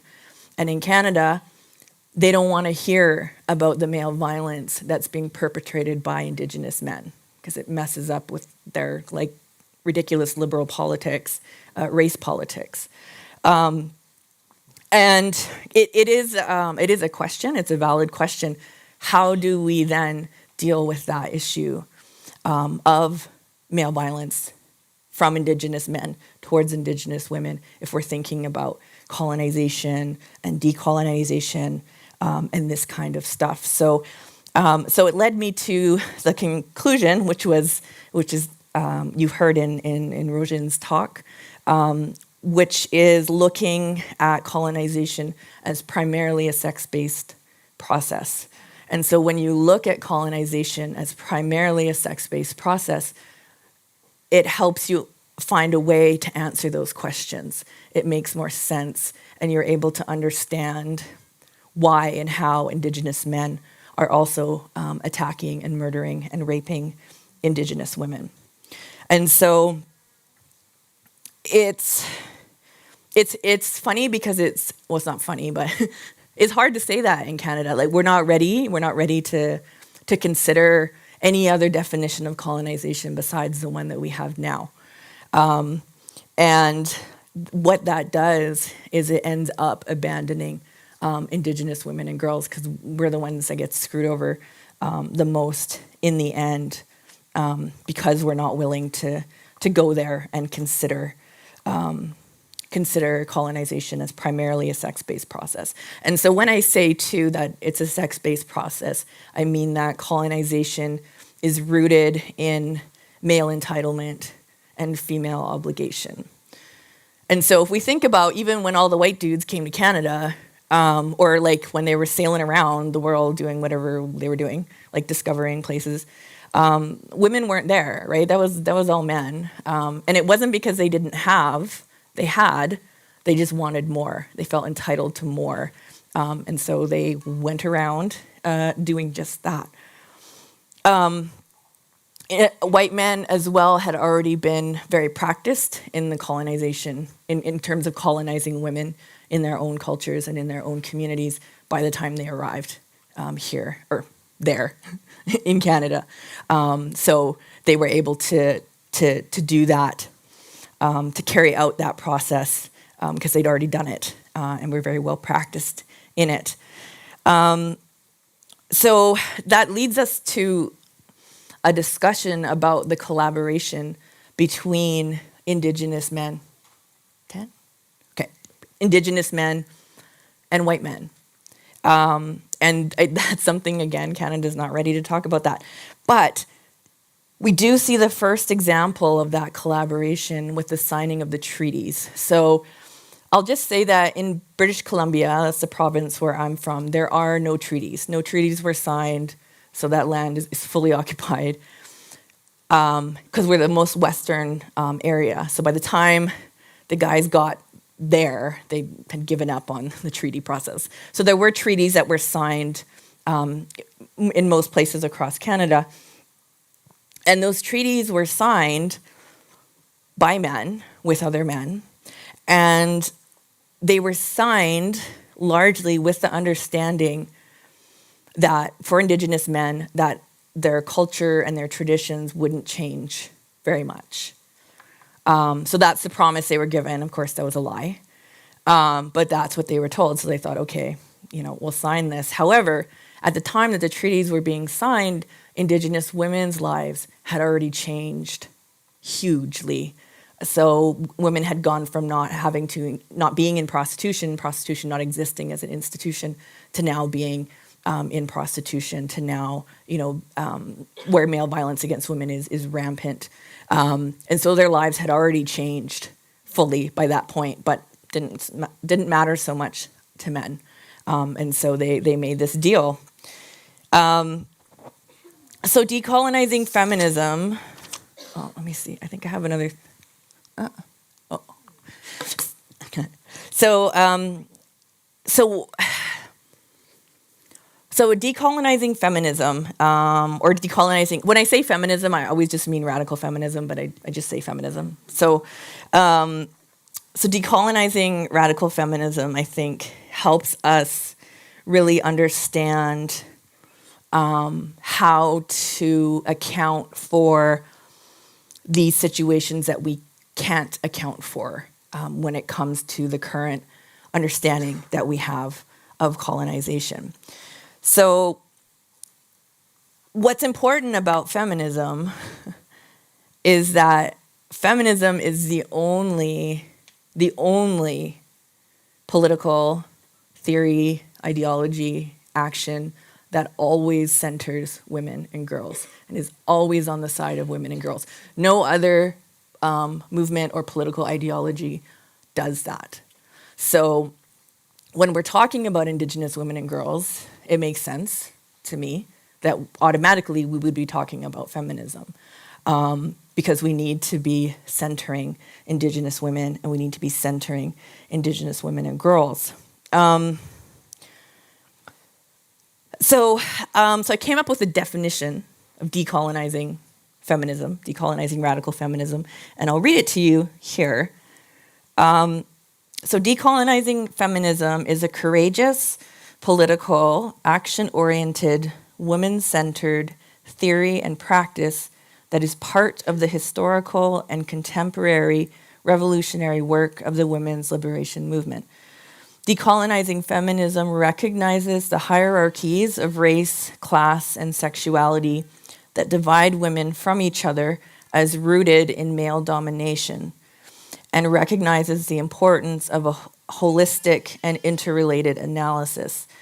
Decolonizing feminism celebrates cultural differences but rejects the woman-hating idea of cultural relativism and refuses any cultural practice that restricts, limits, or discriminates against women and girls because of their sex. All cultures and traditions are open for criticism and change. Decolonizing feminism always prioritizes the collective liberation of Indigenous and other women and names patriarchy as a central component of women's oppression. So it is a very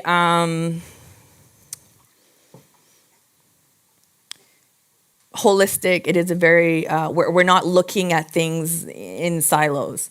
And making sure that we're seeing those relationships, we're seeing the relationship between, prostitution and pornography, we're seeing the relationship between unequal wages and prostitution, or the abuse of elderly women and surrogacy, and you know what I mean. So all of these things are interconnected. We can't look at them as if they are completely separate, and this is especially true when it comes to looking at male violence against women and looking at male violence against Indigenous women and girls and other Black women and girls, women and girls from all places. Again, I would argue that it's not different, but particular. It's a particular type of male violence. So Robin Morgan, who I love, has a wonderful quote here that is, I think this is it. Maybe I put something different. Yep, no, this is it. So where she's talking about the importance of this interconnected and interrelated analysis. And I mean, I think if once we start separating things from each other, they got us, right? So it's a matter of keeping our, seeing those relationships between the ideas, but also seeing relationships between each other as women. Differences, yes, but the relationships are there and the similarities are there. So I think I'm about done. I just put this last image because I really like it. And again, to just bring up the importance of making sure that we look back and we respect and we build upon feminist theories of the past, feminist actions of the past, again, and not disconnect that past, right, from the present, from the future, because if we do, it's not going to work out so well for us. So it's very, when I was doing my PhD, I just felt that I was so lucky and so privileged to be able to have the time to read a shit ton of books. It was awesome. Articles, broadsheets, I got to research that. That was what I was doing. And so I really wanted to find a way to share that with other women so that other women could begin to build on those feminist theories of the past. And that, that's whether those theories were written down, and sometimes they weren't, right? Sometimes it was just in practice that they happened. But just making sure that we keep that respect. And it's hard, I haven't been here that long, but it seems to me like there is this celebration and connection to the past here, which is a wonderful thing. In Canada, it's not that at all. It's as if we need to reinvent the wheel every single time. And one of the things that doing all of this research and reading all of these books and doing all this stuff does is it gives comfort. It gives comfort to women to know that there were other women out there who thought like you, who lived through what you lived through. And that's a very, very special thing. So I will end with that, and thank you all very much.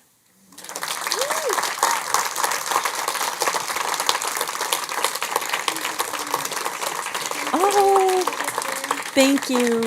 Oh my gosh, wow. Oh my gosh, thank you. Thank you.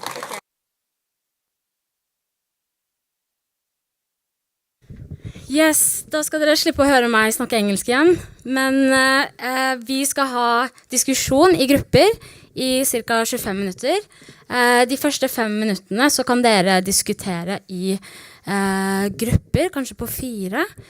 Nå har vi jo hørt 5 kvinner snakke om ulike sider ved feminismen, og for å på en måte bearbeide dette litt, så skal vi diskutere litt, og da er det ulike spørsmål, så da kan dere huke tak i feministene ved siden av dere, og diskutere litt.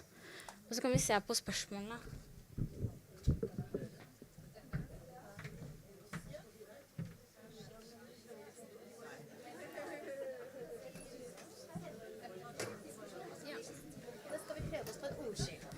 Så da blir det 15 minutter diskusjon, og så de siste 10 minuttene så skal vi lage en ordsky.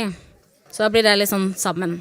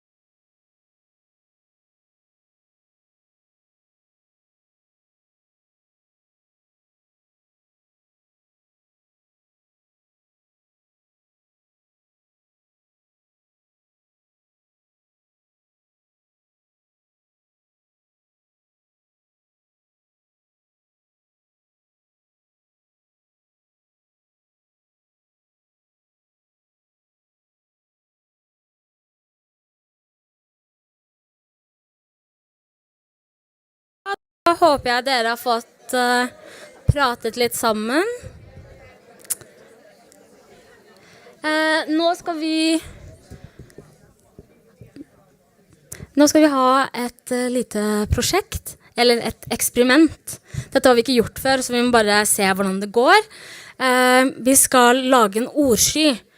Så jeg har et spørsmål til dere, og så kan en i gruppen kan gå inn på mobilen sin, og gå inn på menti.com, og så kan dere skrive inn den koden som kommer opp på skjermen. Er det en kode der nå? Så bra. Så da kan en person, og det er fordi vi har liksom begrenset med hvor mange enheter som kan være inne på den nettsiden. Så hvis en i gruppa går inn der, og så kan man skrive inn da svar for alle i gruppa. Og folk kan svare det samme, så det går helt fint hvis man skriver inn 4 ting som er det samme. Og da er spørsmålet, hvilket ord tenker du på når vi sier kvinnefrigjøring?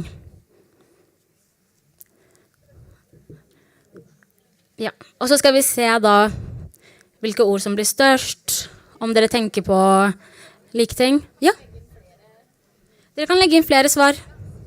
Og svarene trenger ikke å være forskjellige. Det kan være, hvis alle i gruppen tenker det samme, så kan dere legge inn 5 helt like svar, for eksempel.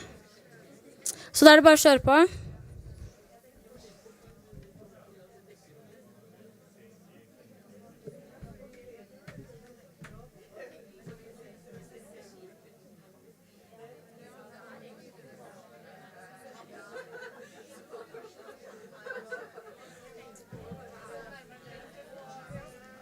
Da ser jeg frihet, og balance, og empowerment. Det er fine ord.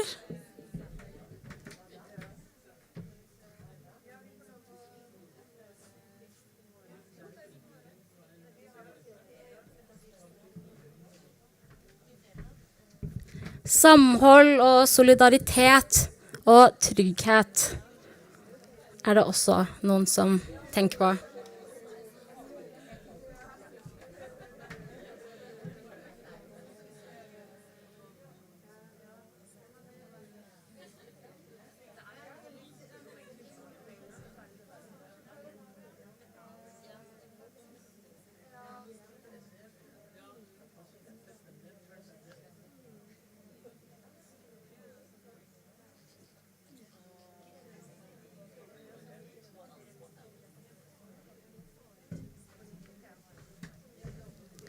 Det ser ut som kamp er litt stort, så det betyr at det er flere som har tenkt på det.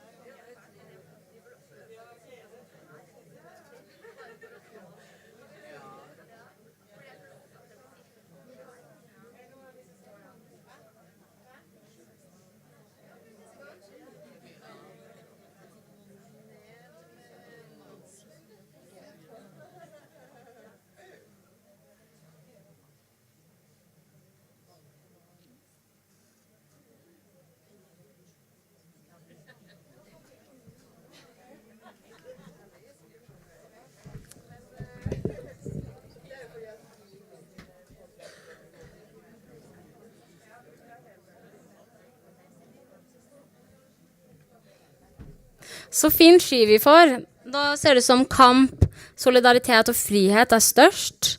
Jeg vet ikke om alle har fått svart. Det har dere kanskje? Det var en kjempefin ordsky.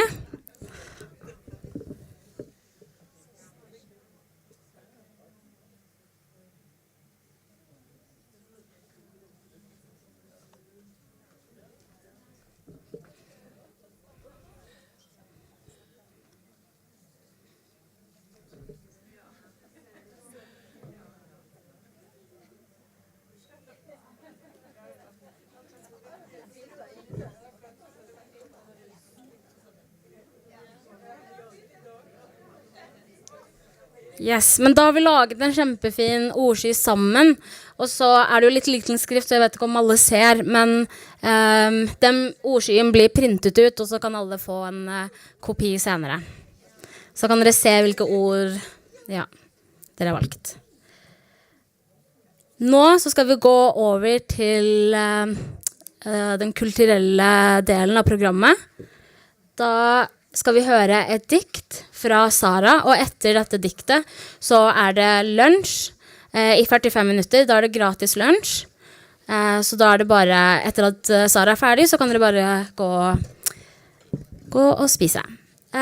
Sara en skuespiller og aktivist, og hun en av skaperne av det mye omtalte teaterstykket Ways of Seeing. Hun var nylig å se i teaterstykket Bakurban, og hun co-leder i kurdisk kvinnenettverk. Kjersti Eriksson sine dikt om kvinners hverdag og drømmer har inspirert feminister gjennom mange tiår, og Sara tar dem frem på nytt for å se om de kan inspirere nye. Så da skal vi høre på litt diktlesning fra Sara.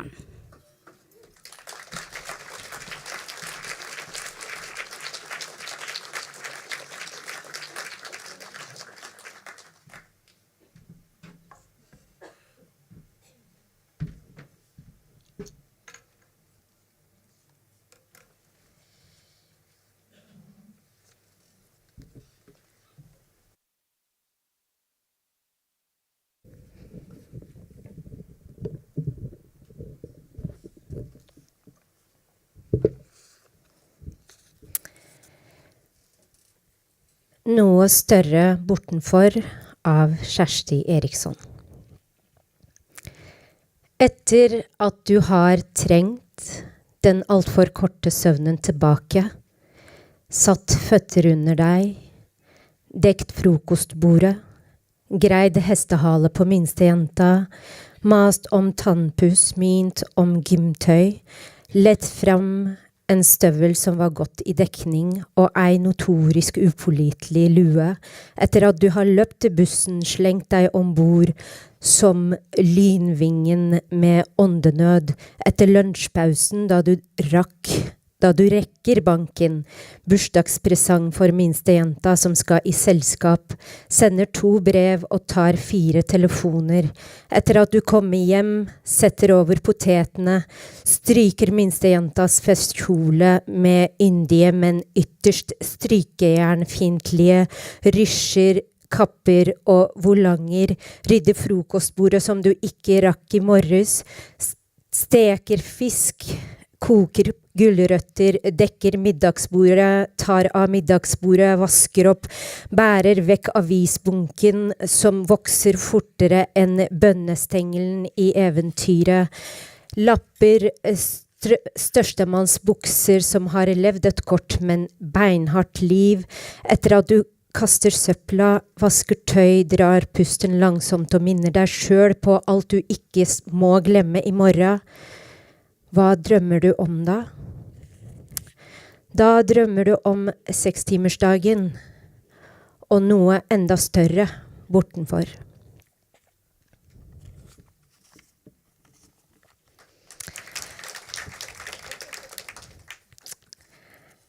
Etter at du har vært i kiosken for å kjøpe avisa, en pakke røyk og kanskje Donald Duck til minstejenta som har mast seg til å være med etter å ha stått og ventet foran raden av forvridde kropper med rumper, lår og bryst, men uten hode, uten ansikt, uten trekk, uten tanker, uten navn, raden av ikke-personer, underlivsmennesker, etter å ha sett et rådvilt spørsmål i minstejentas øyne, og midt i rådvillheten spirer til en ny og bitter kunnskap. Hva drømmer du om da? Da drømmer du om pornofri by, og noe enda større bortenfor. Etter at du har tatt arbeidsklærne ut av skapet, pakket ned såpa og gått ut av fabrikkporten for siste gang, etter at du har fått høre at slitet ditt har blitt blitt for dyrt for dem. Slitet ditt skal overtas av ei mager, mørkhøyd jente i et land langt vekk, bare en unge ennå, stum og skremt, flittig, lydig, men framfor alt billig. Til også hun reiser hodet i trass og stolthet og blir for dyr for dem. Etter at du har sagt ha det til kamerater som har vært en del av livet ditt i 15 år, hva drømmer du om da? Da drømmer du om trygge arbeidsplasser, og noe enda større bortenfor, for deg og for ei mager, mørkhøyd jente i et land langt vekk. Det finnes så mange drømmer, enkle uten fakter, men likevel så hete at de roper på noe større bortenfor. Et samfunn som vi skaper selv, for oss og for hverandre, der livet leves helt og ikke hakkes bit for bit i stykker, der kjærlighet er fellesskap og ikke fangenskap, der han og tanker jobber sammen for å forme det som hjertet vil, der handa strekkes ut til andre over hele jorda, ikke for å grafse grådig til seg, men i solidaritet. Det finnes så mange drømmer. De venter like under hverdagen. La oss gi drømmen ord og stemme, så den kan rope ut og samle rundt seg alle dem som hører hjemme, i noe større bortenfor.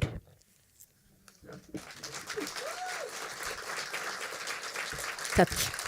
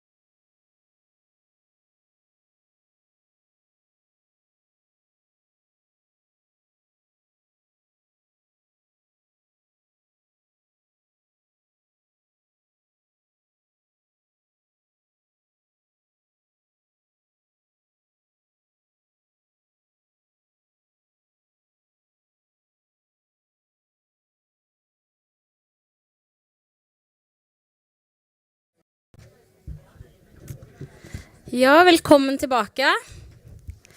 Nå skal vi få høre litt musikk, men før det så har jeg bare noen beskjeder. Cherry Smiley sin bok, den er utsolgt nå, men Kvinnefronten skal bestille flere eksemplarer. Så hvis det er noen her som allerede vet at de vil ha en kopi, så kan dere skrive dere opp på en liste ved standen. Og vi har gratis klistremerker på Kvinnefronten-standen, så der er det masse gratis merch. Eller ikke merch, men klistremerker. Og de er kjempefine og kule, så det er bare å ta. Ja. Så vi avsluttet jo forrige bolk med et veldig nydelig dikt fra Sara, og nå skal vi få høre litt vakker musikk fra Sanju. Sanju har et fokus på store vokalharmonier, med elektroniske elementer og alternative arrangementer i sine produksjoner.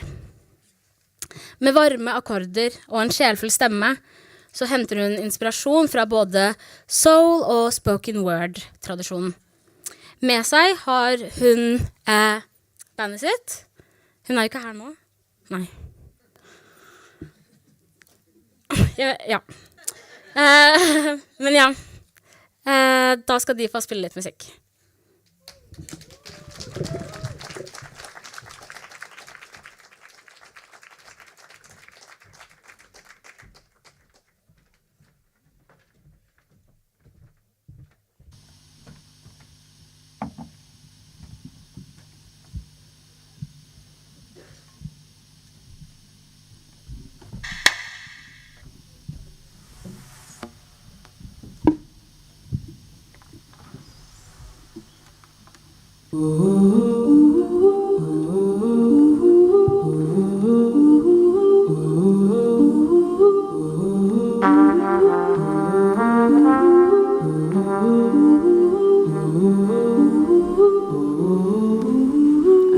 Sweating bricks at this moment of time.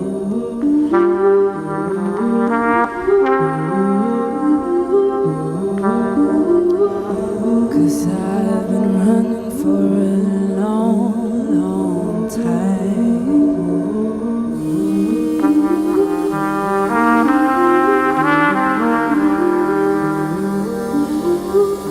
And I'm afraid to stop now, 'cause the last time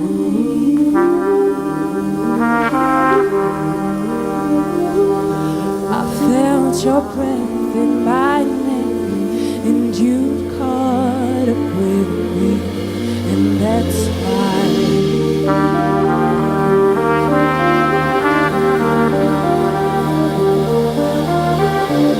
staying still is not my thing, but I'll be running.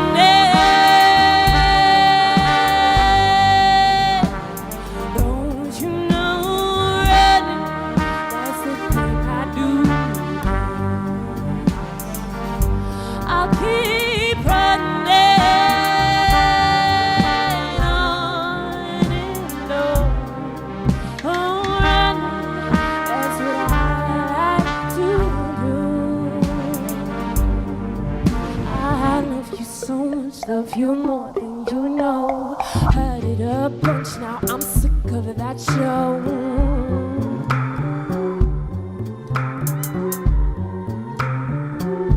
Oh, well, I sure don't feel loved when I'm chained up to toe. You lock me up thinking victim for burglary.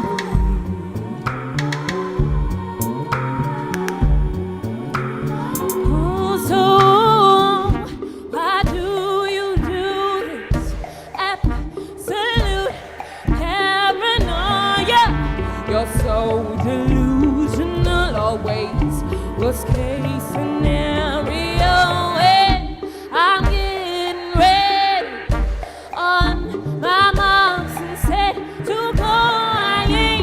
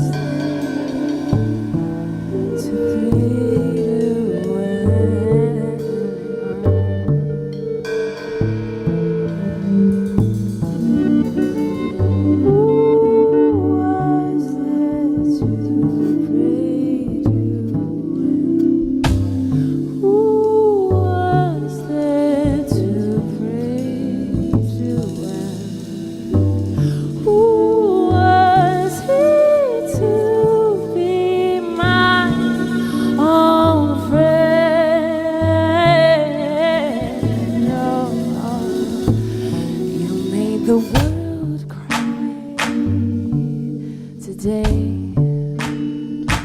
I bet you're gonna pray today. Way against the opposing team try to say that you were playing tricks, but manipulation was all that left your lips. It's just tricks from your lips, manipulative little whips. Now all that's left to do is go and fix yourself up. Please go and fix yourself up. Tricks from your manipulative little lips. The greatest weapon of any rhetoric. It wreaks havoc when they're laying in their comfy little hammock. Rockabye baby, you've gotta wake up. You're mentally deluded, just a mental distortion. Is what they say about you is more than a portion of condescending blindfoldedness. They're out of knowledge but full of cockiness. And the world cried today, and all the people played as they laid and swayed away to another dreamland where they could stay forever that way.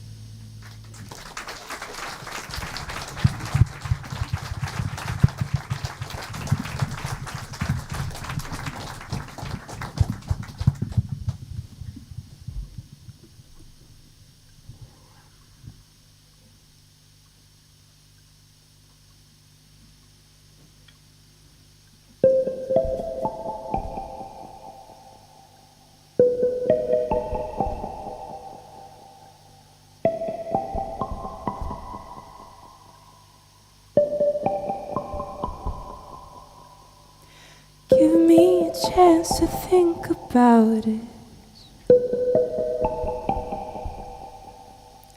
I haven't made up my mind just yet. Give me a chance, give me a chance. I like to use it every quote I get.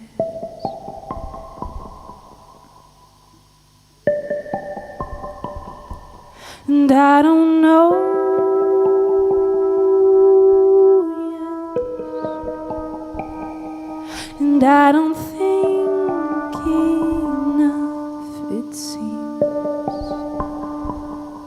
But I don't know where to start when a contradiction sits on every corner.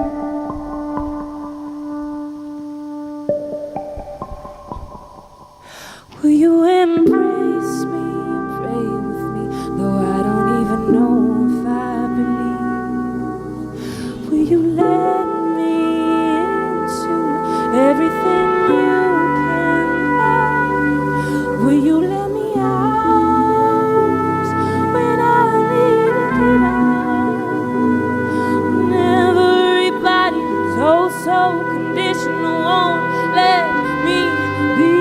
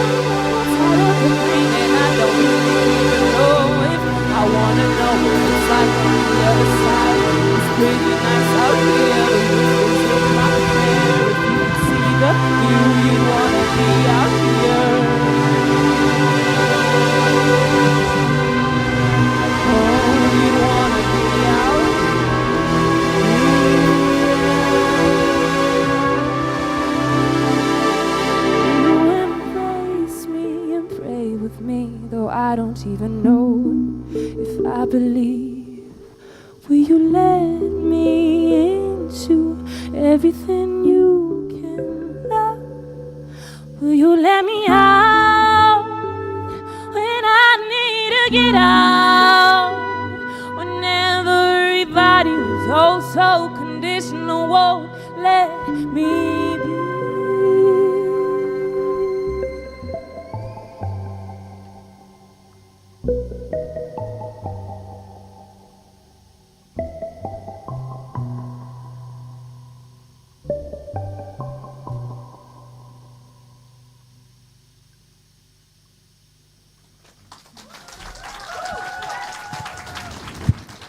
Tusen takk. Tusen takk for at dere har lyttet.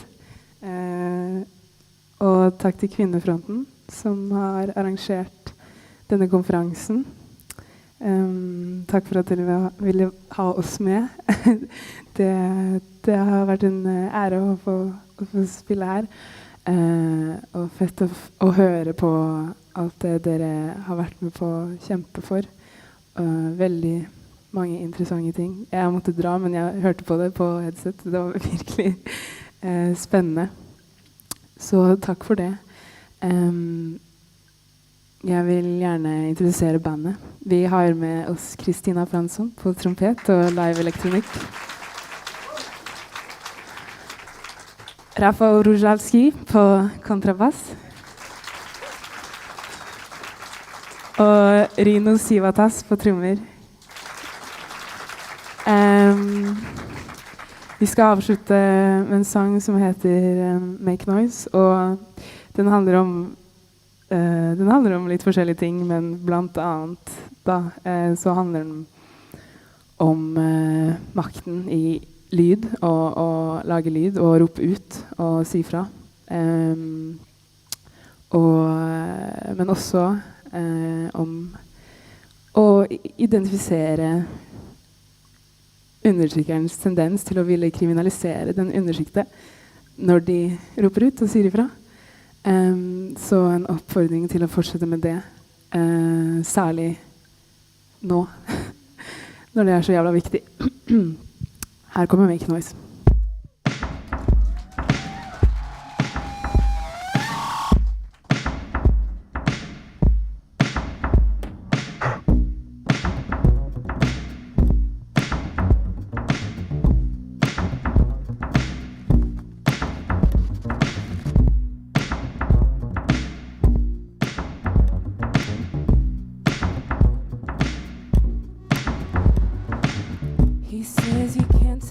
Closing my mind, living in a bliss for ignorance of some kind. He says I shouldn't leave my worries behind, temporary escape from any fears of mine. But he doesn't know the way I wash myself and how we cleanse our spirit free from them. What we do when we can't suffer them. This is the opposite of pretending. Sometimes I'm gonna make some noise and the claim is just a simple distraction. Sometimes I'm gonna make some noise and the claim is just an overreaction to the reality, cause they know what reality is for me. Well, notice I don't agree and notice that I won't. So we're gonna make some noise and the claim it's a simple distraction. No, we're gonna make some noise, some primal livid action. No, we're gonna make some noise. Let us practice a little catharsis. So we're gonna make some noise, but don't call it free from action. Opinion was subtle, but generated a tumultuous aggression. It's depression to me, something you never get to see. Cause on the silence sheet you get a persecution if you're talking like me. They will categorize you as a freak. They're gonna lock you up and silence you in a misery, threaten to make you vaporize, or chastise, agonize, compromise, capsize, and make everybody despise you. Dispose of you and what you're doing, undermine your every view, make you the villain, that they're the ones who are killing in silence. They say the noise you make is an even worse form of violence. Say to you that you're deluded and even try the best to prove and make a distraction. No, we're gonna make some noise, some primal livid action. No, we're gonna make some noise. Let us practice a little catharsis. Oh, we're gonna make some noise, but don't call it free from act. Oh, we're gonna make some noise. noise. And the claim is a simple distraction. No, we're gonna make some noise. Some primal livid action. Oh, we're gonna make some noise. And let's practice a little catharsis. We're gonna make some noise. But don't call it free from action.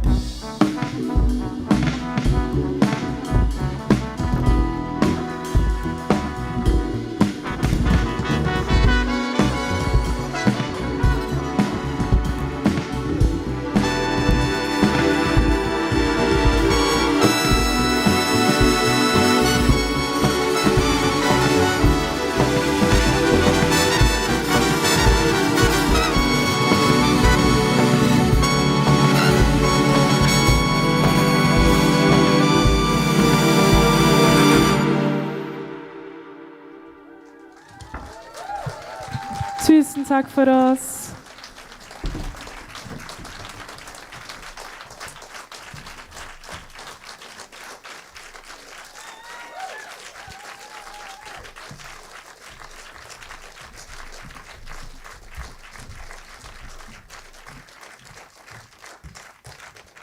Tusen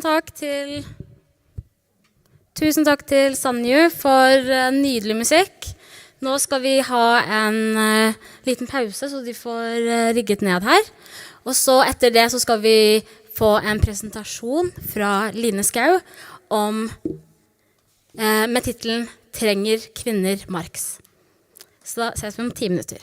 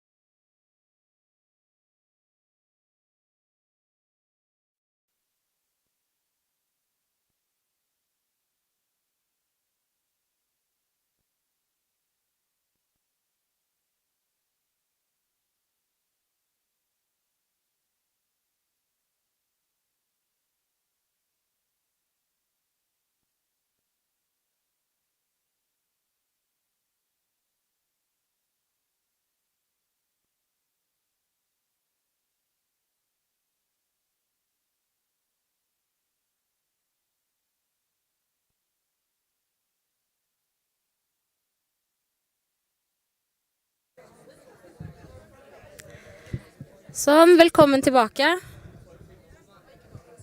Ja.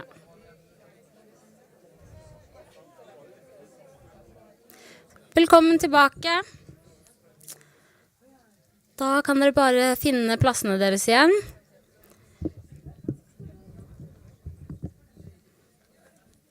Nå skal vi nemlig høre fra Line Skau. Hun mangeårig styremedlem og aktivist i Kvinnefronten. Hun har en doktorgrad i sosiologi og har tidligere jobbet som journalist i Klassekampen. Og i dag så stiller hun spørsmålet, trenger kvinner Marx? Og det skal vi snart få høre svar på. Tusen takk til Line.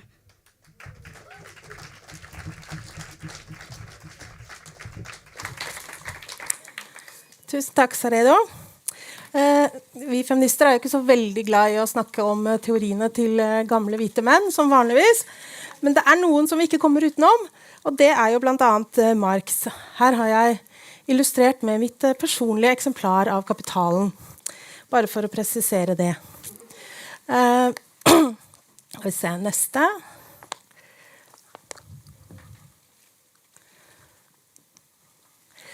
Og da skal jeg først gi en veldig rask innføring i noen av Marx sine hovedpoeng, det som han mest kjent for, og kanskje blitt mest brukt til.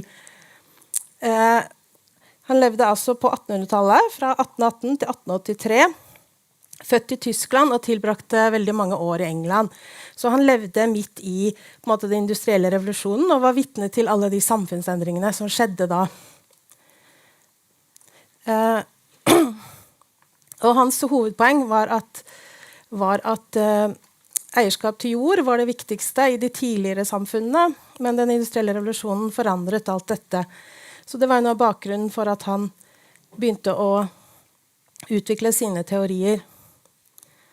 For under kapitalismen så det eierskap til produksjonsmidler, fabrikker, bedrifter og så videre som blir det avgjørende. Så det blir et grunnleggende endring i hvordan produksjonen foregår.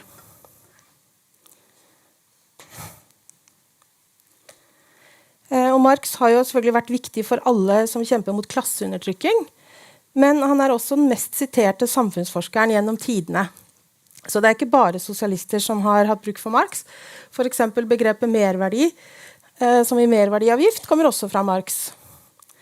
Han mente jo at det avgjørende skillet, uansett samfunnstype, går mellom de som lever av å eie, og de som lever av å selge arbeidskraften sin. Og han mente også at etter den industrielle revolusjonen, når arbeiderne ble samlet i store produksjonsenheter, så ville de etter hvert forstå at de hadde felles interesser i å gjøre revolusjon.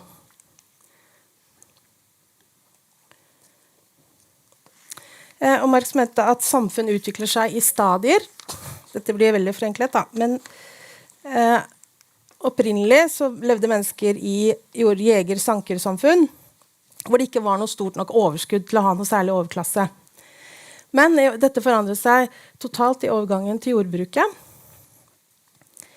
Og da fikk man først slavesamfunn, feudalsamfunn, før man gikk over til kapitalisme, og så postulerte han da at neste stadie ville være sosialisme.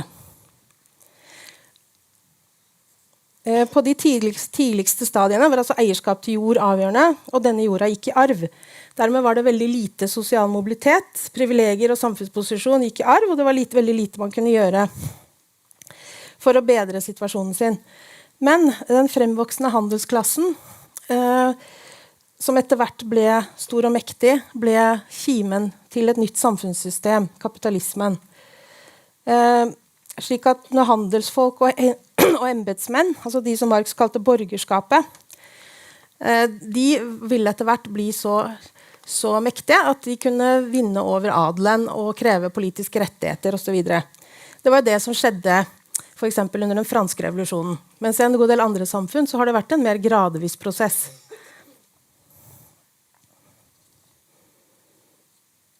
Den neste overgangen som ville komme, mente Marx, var overgangen fra kapitalisme til sosialisme.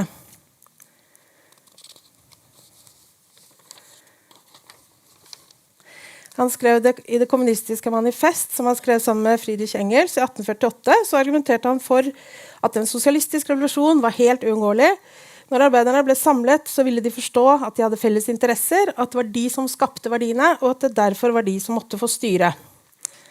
Og han mente at det borgerlige statsapparatet måtte knuses med en revolusjon, og innføre det som han da kalte for proletariatets diktatur, hvor arbeiderklassen skulle styre og undertrykke det tidligere borgerskapet. Her har det som kjent vært veldig mye diskusjoner om akkurat hva han mente med det, og om det diktatur i samme forstand som i dagligtale eller ikke. Ikke sant? Der har det vært veldig masse diskusjoner og enighet opp igjennom. Og ikke minst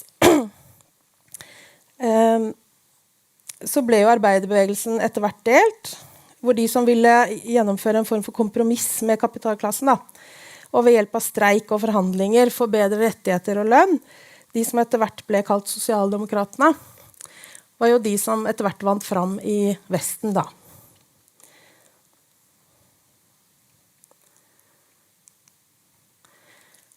Begrepet klasse jo veldig sentralt for Marx. Hva klasse? Det brukes ikke så veldig ofte lenger.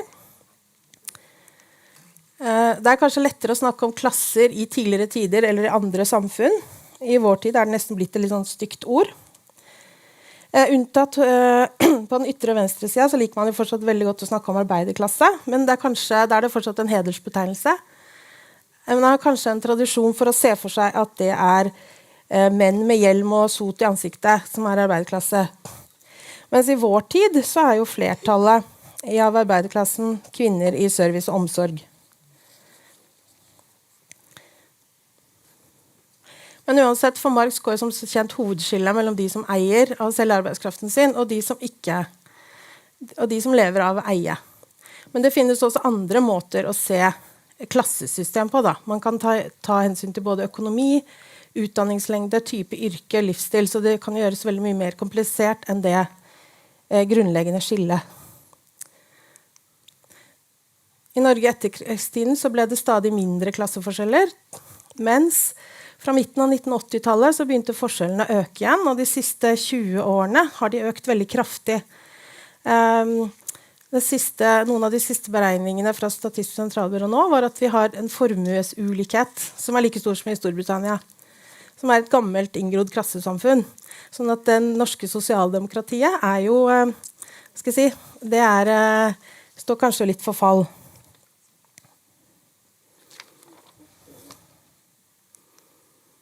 Men det finnes også en marxistisk feminisme. Marx selv var kanskje ikke så veldig opptatt av kvinners stilling, men det mange i den marxistiske tradisjonen som har videreutviklet de teoriene. For eksempel Friedrich Engels, som i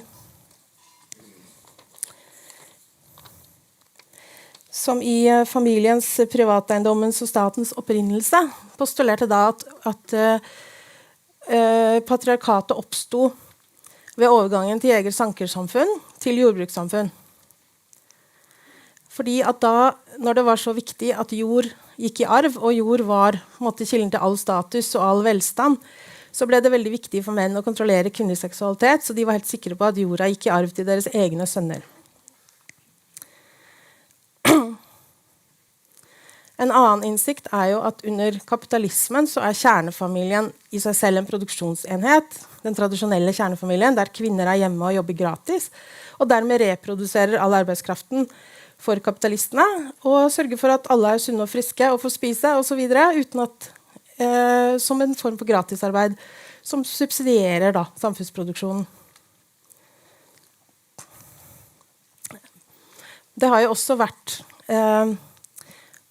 marxistiske kvinner som har prøvd å bruke disse teoriene til hvordan skal man få til kvinnefrigjøring. Alexandra Kollontai for eksempel ville frigjøre kvinner ved å avskaffe det konvensjonelle ekteskapet og gjøre både seksualiteten og barneoppdragelsen fribundet fra et tradisjonelt ekteskap. Og det var jo, hun fikk jo ganske stort gjennomslag til å begynne med. Like etter revolusjonen så ble det for eksempel innført fri abort i Sovjet. Så ble alt det rullet tilbake senere. Men de teoriene jo noe som for eksempel den radikale kvinnebevegelsen på 70-tallet begynte å børste litt støv av. Man begynte å diskutere om man skulle avskaffe kjernefamilien, for eksempel. Til høyre der det Alexandra Kollontai på et sovjetisk æresfrimerke. Og så var jo en av Marx sine spissformulerte visjoner at kokkepikene skulle styre staten. Og da det jo litt fiffig at det var en viss avstand mellom liv og lære. Her bygger jeg på boka til Liv Strømquist om verdens verste poikevenner, hvor hun da uten videre putter Marx inn på 4. plass der. Skal vi se, jeg kan prøve å svorske litt her da. Att förespråka att arbetare i alla land skulle göra upprör mot sina arbetsköpare, det hindrade inte Karl Marx från att ligga med sin tjänsteflicka. Jag känner för att förena mig med den där proletären. Man kan uppröras över att Karl Marx överhuvudtaget hade en pika, men ändå mer upprörande är att han bjussar på sig själv att göra henne gravid. Because I'm worth it. Tjenesteflickan som heter Lenchen hade minst sagt dåliga arbetsförhållanden. Förutom att tvingas ligga med Karl Marx på arbetstid måste hon också ta hand om hans sengeliggande fru, Jenny Marx. Kom hit och lägg en sval hand på min panna. Kom hit och ligg med mig. Jenny Marx hade inte heller så himla kul, förutom att hon inte fått någon cred alls för sitt stora bidrag till marxismen, till exempel genom att vara medförfattare till det kommunistiska manifest. Bla bla bla, mervärde, bla bla bla, materialism. Säg till mig när du skriver klart så kommer jag och skriver under. Men hon var också hela tiden gravid och födde barn som dessutom dog hela tiden. Är du gravid nu igen? Ja, du med? Ja. Så ja, det Liv Strømquist sin versjon. Vi kan jo trygt si at han antagelig ikke hadde helt sammenheng mellom liv og lære.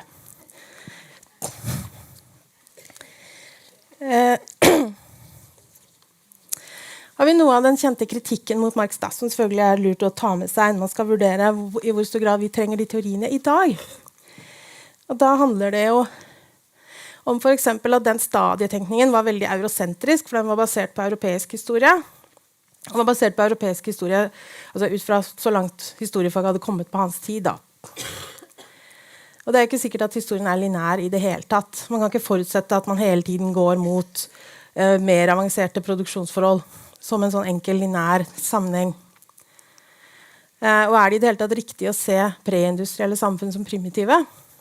Altså med de problemene vi har i dag, med globale klimaendringer og rovdrift på naturen, så kan man jo lure på om en del av de preindustrielle samfunnene hadde en lurere måte å organisere produksjon på.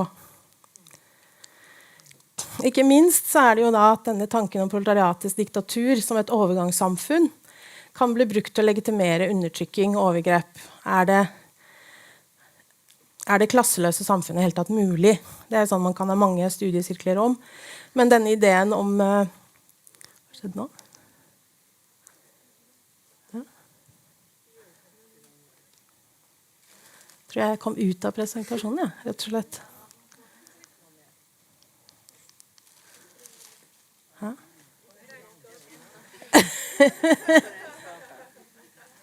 Der kanskje vi var inne igjen. Det var nok mye lenger ned.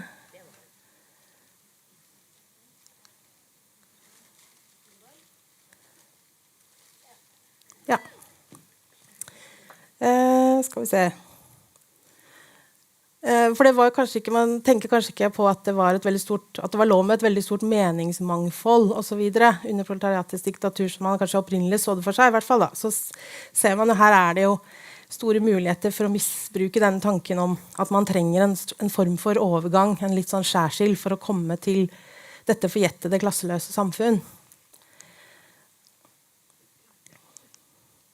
Men noe av det vi absolutt bør ta med oss fra Marx, det jo at det spiller en rolle hvem som eier.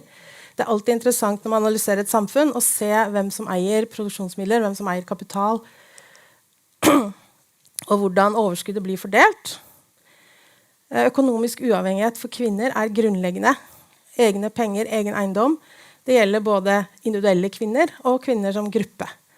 Og tenker jeg, alle som har vært gjennom et samlivsbrudd vet verdien av å ha sin egen inntekt og sin egen boligkapital. Det verdt så mye mer enn penger. En annen viktig innsikt jo at kapitalismen forutsetter stadig vekst, fordi man investerer kapital som man skal få profitt på, og så videre. Og det fører til ustanselig ustabilitet og stadige kriser. Eierklassen vil alltid ha mer, formue hoper seg opp på færre og færre hender. Og for å unngå det, så man nødt til å ha omfordelende tiltak. Man må ha restriksjoner på kapitalismen i ulike former. Da kan man jo ha en lang diskusjon om reform eller revolusjon, det riktig, og så videre, men uansett så kan man ikke ha en kapitalisme som får utvikle seg fritt. Man nødt til å ha progressiv beskatning, reguleringer og så videre. For ellers så går det fort veldig galt.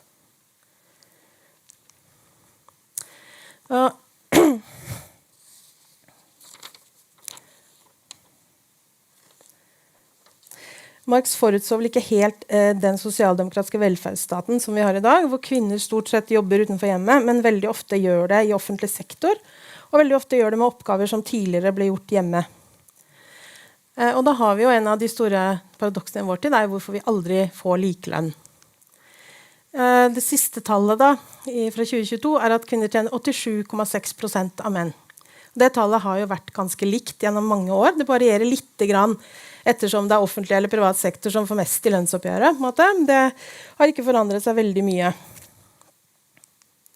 For 20 år siden var det 83,9%, så det går jo ikke fremover med stormskritt akkurat. Et annet viktig poeng at det tallet gjennomsnittlig månedslønn for kvinner og menn i heltidsekvivalenter. Det vil si at man har regnet om som om alle hadde lik arbeidstid. Og det ganske viktig fordi mange kvinner jobber deltid, og en god del menn jobber mer overtid, sånn at forskjellen i virkeligheten jo større.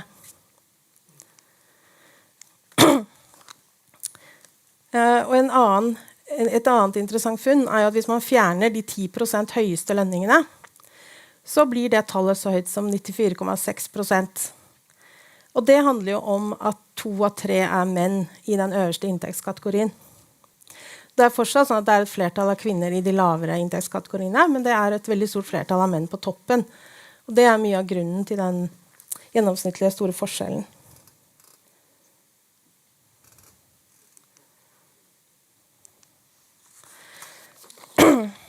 Og hvorfor det sånn, det selvfølgelig masse samfunnsdebatt om. I Norge har det jo vært en vedtatt sannhet at lønnsforskjellene mellom kvinner og menn bare skyldes at vi har ulike yrker. De kvinnedominerte yrkene i offentlig sektor har lavere lønn enn de mannsdominerte i privat sektor. Og sånn det bare, hvis vi skal tro den offentlige debatten. Så da må kvinner bare ta seg sammen og velge bedre. Vi kan krangle lenge da, om det høna eller egget som kommer først. Det vil si om det sånn at sykepleiere tjener dårlig fordi de kvinner, eller om kvinner tjener dårlig fordi så mange av dem velger å bli sykepleiere. Uansett blir løsningen at vi må velge utradisjonelt, såkalt da. Og folk på høyresiden har jo en tendens til å bruke dette til å argumentere mot at lønnsforskjellene skyldes diskriminering. Det handler bare om valg. Men jeg vil si at dette kjønnede maktstrukturer. For så sent som på 1960-tallet hadde vi egne tariffer for kvinner som var lavere. Og de ble jo erstattet med frontfagsmodellen. Det på en måte innebygd i hele systemet at de store kvinnedominerte yrkene ikke skal kunne dra ifra. Så dette kan vi ikke bare velge oss ut av. Det mekanismer som sørger for at de kvinnedominerte yrkene ikke får for høy lønn. Men ellers det også nyere sosiologisk forskning hvor man går nøye inn i tallene, som viser at det en ganske stor forskjell også mellom kvinner og menn i samme yrke, samme jobb. Ja, selv om det fortsatt sånn at det strukturelle forskjellen på offentlig og privat sektor forklarer 60-65%, så det en ulikhet i lønn mellom kvinner og menn i samme jobb, som på 35-40%. Var det en ny studie som viste. Og noe av det kan jo forklares med at flere menn har lederjobber, for eksempel, men selv om man tar bort det, og alt annet man kan kontrollere for, så det en ganske stor forskjell igjen, som man ikke finner noen forklaring på. Eller det vil si, vi har kanskje en forklaring, vi som sitter her. Ja, Marx sitt poeng jo at det spiller en veldig stor rolle hvem som eier. Og da det jo sånn at det menn som eier Norge. Og ofte det jo en stor fordel å ha en mann som flink til å handle i aksjer. Ikke alltid. Så illustrert med familien Solberg Finnes her. Men stort sett så det sånn at det menn som eier og menn som handler med aksjer. Det bare en 1/5 av aksjene på Oslo Børs som eies av kvinner. Og kun 18% av aksjeutbyttet går til kvinner. Og i 2018, det det siste tallet jeg fant, så mottok kvinner 20 milliarder i kapitalinntekter, mens menn mottok 63 milliarder. Det handler jo både om at kvinner eier mindre aksjer, men også at kvinner gjerne sparer det de har i banken, hvor man får mindre avkastning, men det sikrere da. Der har de for eksempel DNB Nord har jo denne Hun investerer-kampanjen sin og sånn, hvor kvinner skal liksom lære seg mye mer om aksjemarkedet og bli mer risikovillige og alt det der. Og det kan være veldig bra det, men hovedproblemet vel at kvinner har mye mindre å spare, mye mindre å legge til side i det hele tatt. Så det spørs hvor langt man kommer med en sånn strategi da.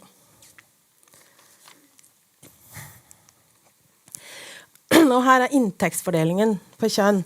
Jeg har ikke funnet oppdaterte tall sånn fra 2014, men jeg ganske sikker på at det mønstret har bestått. Og der det delt opp i 100 000 kroners intervaller, da, bortsett fra på toppen, hvor det mellom 1 og 2 millioner og over 2 millioner. Så det prosenten av kvinner og menn i befolkningen som har den inntekten. Og dette altså inntekt, så det både lønn og kapitalinntekt og trygder, ikke studielån da. Men der kan man jo se at på alle de lavere inntektskategoriene så det ganske store flertall av kvinner. Og i det høyere, der det færre folk totalt sett, men der det absolutt flest menn. Så for eksempel i kategorien 1-2 millioner, 6,8% menn og 1,3% kvinner. Det begynner å bli ganske stor forskjell når man kommer opp i de høye inntektene. Mens de store kvinnegruppene i offentlig sektor antagelig de største røde søylene her. Sånn at det ikke bare menn på toppen, det også flere kvinner i nedre del av inntektsspektret. En annen viktig innsikt fra Marx, det handler om at de herskendes tanker de herskende tanker.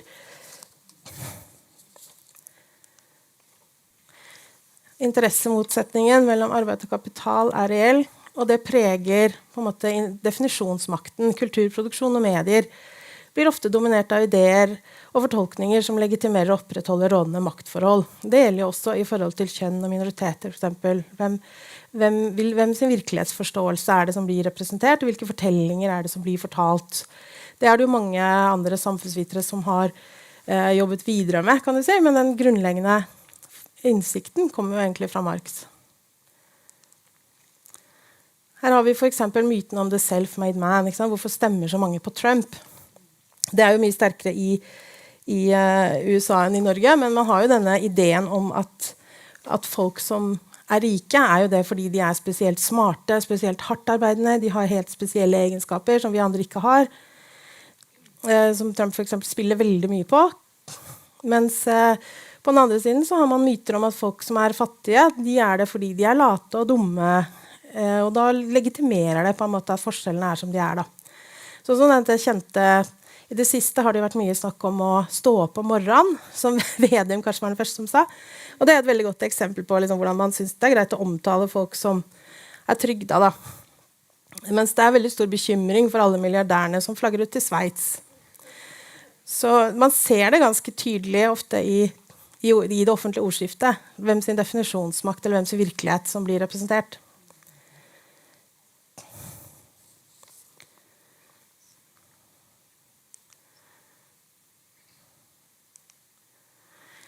Og Norge I dag et klassesamfunn, altså ulikheten øker kraftig, og veksten ulikt fordelt. Det har vært en fordobling I antall milliardærer de siste 10 årene. Og noe av hovedgrunnen til det jo at den blå-blå regjeringen fjernet veldig mye skatt på nærings- og kapitalinntekt, som gjorde det mulig for de som øverste inntektsspektret å dra ifra. Da. Man ser det også veldig godt på boligprisøkningen, som henger sammen med kapitalopphopning I øvre lag. Bolig blir et investeringsobjekt. Veldig mange av boligene I Oslo nå sekundærboliger, særlig de små. Og det gjør jo at det så å si umulig å komme seg inn på boligmarkedet hvis man ikke har hjelp av foreldre. Så da får du en reproduksjon av ulikhet, hvor hva du tjener spiller mindre rolle, og hva du arver av kapital spiller større rolle. Og det egentlig ganske nytt de siste 10-15 årene I Norge. Men andre perspektiver som vi kanskje trenger I tillegg til Marx, så går det jo på At klasse ikke bare handler om økonomisk kapital, det kan også handle om kulturelle klasseforskjeller, og at de med på å understøtte de økonomiske. Det sosiologen Pierre Bourdieu, han har for eksempel da dette begrepet kulturell kapital, som rett og slett kunnskap, erfaring med høykultur, at du har kunnskap om kunst, mat, musikk, litteratur og så videre. Også en form for livsstil, en dannelse, som sier noe om hvilken klasse du oppvokst i. Da. Det kan være en enorm fordel på jobbintervju, for eksempel. At du har lest de samme bøkene, eller har de samme referansene som de som intervjuer deg. Sånn at de kulturelle klasseforskjellene på en måte med å legitimere og forsterke de økonomiske ofte.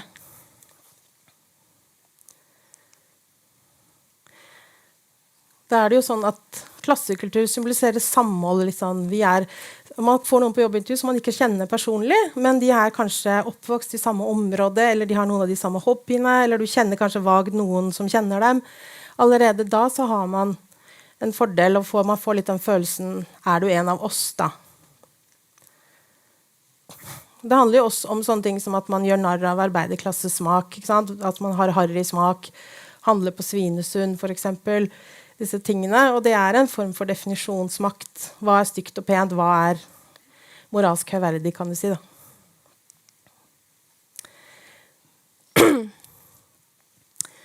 Men i en feministisk klasseanalyse så det viktig at innenfor alle klasser så stiller kvinner økonomisk svakere enn menn. Det et gjennomgående mønster. Kjønnshierarkiet finnes på tvers av klasse. Altså kjønn kan i seg selv så sies å være en form for klasse.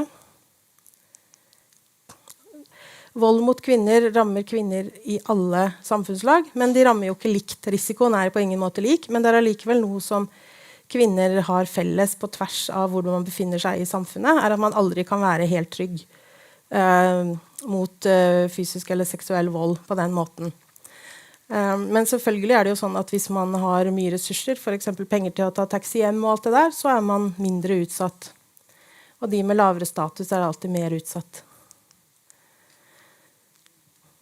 Og da har vi jo fortsatt Kollontai sitt problem, da, hvordan løse problemet med ulik fordeling av omsorgsoppgaver og barn. Skal vi sprenge kjernefamilien, gjøre alt kollektivt, eller skal vi finne andre løsninger? Der har velferdsstaten har jo prøvd å finne en god del mellomløsninger på det, men vi kanskje ikke helt i mål på det heller. En annen viktig innsikt hvordan klassekamp og kvinnekamp henger sammen. Det absolutt flest kvinner blant de fattige, de som nærmer seg fattigdomsgrensen. Og det absolutt flest menn blant de som eier kapital eller har høy lønn. Altså kapitalistklassen har et mannlig ansikt. Det det ingen tvil om. Så det noen ganske viktige innsikter som man får gjennom å analysere samfunnet på den måten. Så jeg vil jo si at ja, vi trenger Marx til en viss grad, men vi trenger ikke kanskje den firkantet dogmatiske utgaven. Og vi trenger ganske mange andre perspektiver i tillegg. Ikke minst en del av de kvinnene i den marxistiske tradisjonen som har supplert. Ja.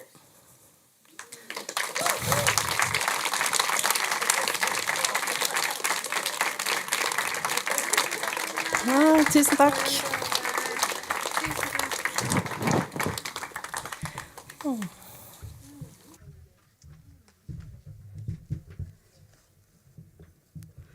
Tusen takk til Line. Det jammen meg forskjell på liv og lære. Det var interessant å lære det om Marx. Nå så skal vi ha en debatt om sexkjøpsloven. Det jo ikke et kvinnefronten-arrangement uten at vi diskuterer sexkjøpsloven. Og sexkjøpsloven jo en ganske god illustrasjon på hvordan ulike ideologier og ulike synspunkt kan komme til forskjellige løsninger. Vi har jo feminister som for sexkjøpsloven, som vi i kvinnefronten og så har vi andre feminister som imot. Og med oss til å lede denne debatten så har vi Kristin Hetle. Hun tidligere NRK-journalist, og hun har hatt flere sentrale stillinger i FN-systemet. Blant annet har hun vært direktør i UN Women. fra 2011 til 2016, og hun nå leder for Oslo Kvinnesaksforening. Så vil jeg si vær så god til Kristin Hetle.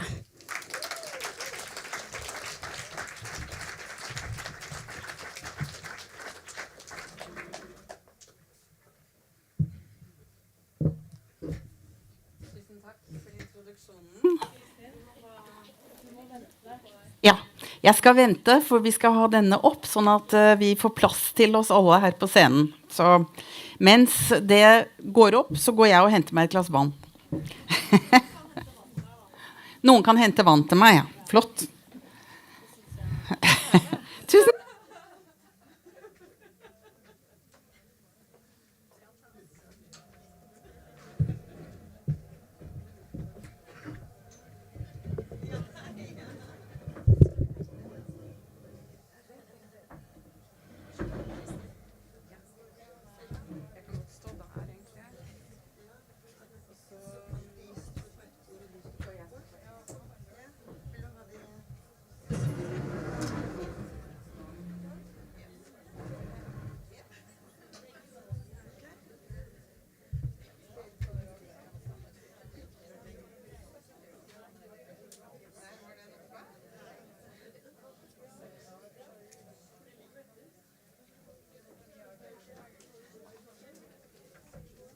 Vann og herlig.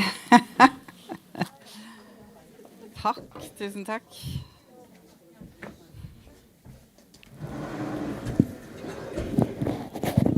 Svar.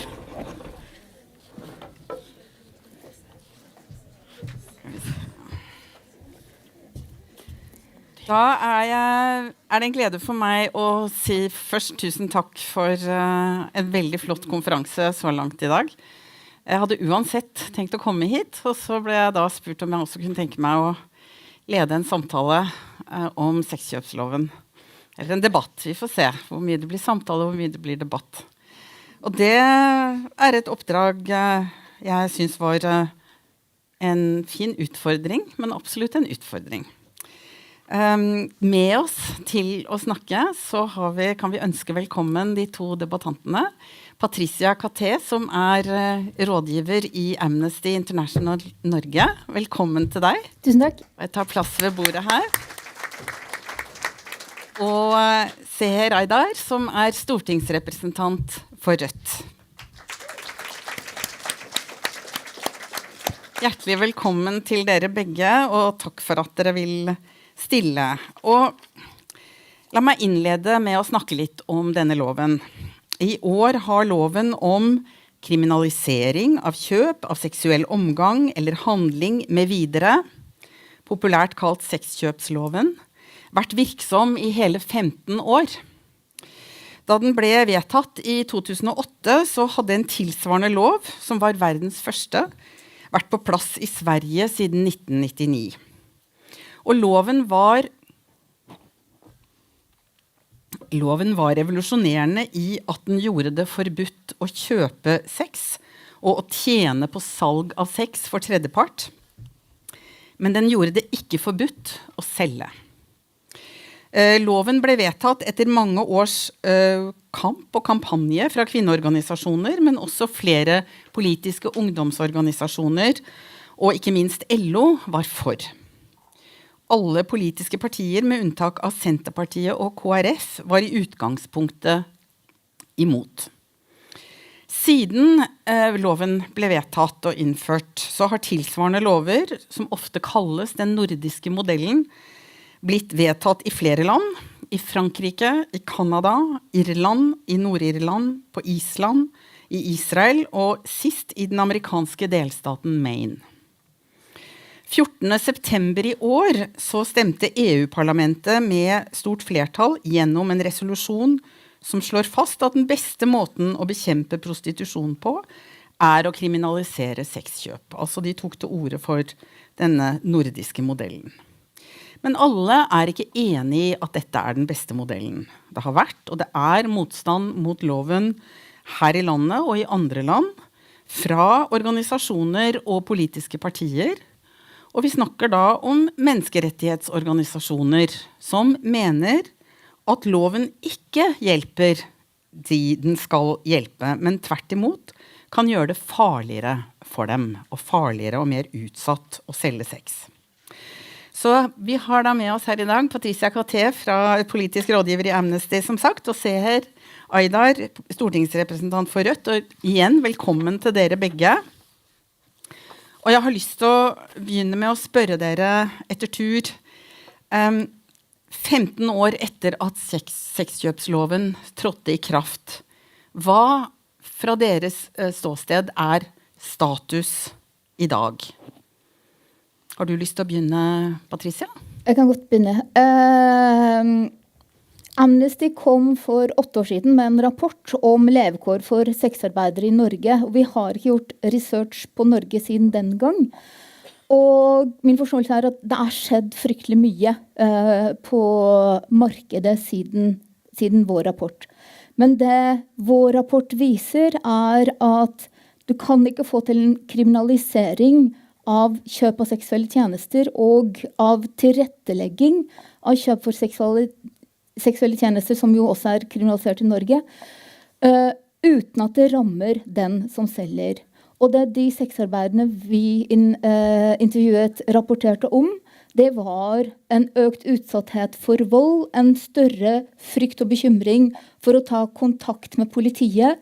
De fortalte om tvangsutkastelser, og de fortalte at de ikke lenger hadde muligheten til å iverksette sikkerhetstiltak som kunne beskytte mot vold. Fra den tiden så gjorde veldig inntrykk på meg en sak som handlet, en rettssak som handlet om en ung kvinne i prostitusjon som hadde vært utsatt for vold, og for å beskytte seg selv så hadde hun invitert noen venner som også var sexarbeidere til å bo i leiligheten, og de solgte sex fra denne leiligheten. Det var 3 kvinner. Og denne kvinnen ble dømt for å ha tilrettelagt for salg fra sin leilighet.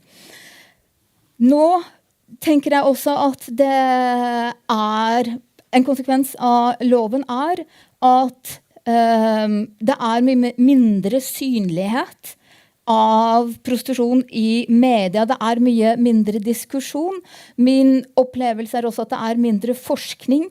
Så kriminalisering med de beste intensjoner av kjøp av seksuelle tjenester har ført til at de som selger sex i Norge i veldig stor grad blitt usynlige. Takk skal du ha. Seher, hva vil du si? Hvordan ser du på status i dag etter at sexkjøpsloven ble innført? Jeg vil jo begynne med å si i disse habilitetsdagene at jeg medlem i Kvinnefronten, har sittet i ledelsen i Kvinnefronten og deler på en måte det samme synet, men nå jo Rødt og Kvinnefronten enige i den saken, så det ikke så farlig. Men jeg følte behov for å si det. Jeg vil jo egentlig først begynne med å si at jeg synes sexkjøpsloven en av de viktigste seierne for kvinnebevegelsen og fagbevegelsen. Kvinnebevegelsen gikk i spissen for det med støtte fra LO, som jeg mener var viktig. Jeg synes kanskje noe av det viktigste med den loven perspektivet den har, altså maktanalysen som ligger i bunn. Fordi problemet at seksualisering av kvinnekroppen, den har dype røtter, og det har vi egentlig fått ganske mange ulike innledninger om i dag, som har understreket. Og jeg synes egentlig at jeg har på mange måter lyst til å diskutere mer hvordan kan vi gjøre den loven vi har bedre, i stedet for å alltid diskutere om det skal legaliseres og kjøpe sex eller ikke. For jeg mener at det trengs å styrke sexkjøpsloven. Det handler om både håndhevelsen av det, som trenger å både være strengere og bedre, men det handler også om gode exit-tilbud. Det handler om støtte til de kvinnene som i prostitusjon i dag, og det handler også om at for kvinner som blir trafikert til Norge fra andre land, at det skal være likestillingsloven og sexkjøpsloven som gjelder, ikke utlendingsloven. For problemet at mange av de kvinnene blir jo straffet fordi at de utlendinger og har blitt menneskehandlet. Sånn at jeg vil si at loven veldig bra. Den har noen mangler, og det som gjør loven spesielt bra at jeg mener at vi kan ikke glemme at i handelen om sex det den med penger som har makta. Så kunden bytter egentlig penger mot samtykke. Og jeg mener at vi kan ikke diskutere denne saken uten å ta med oss at samtykke kan ikke kjøpes. Og på det tidspunktet man tenker at samtykke noe som kan kjøpes, så mener jeg at vi beveger oss i en retning der kvinners kropper og samtykke blir en vare.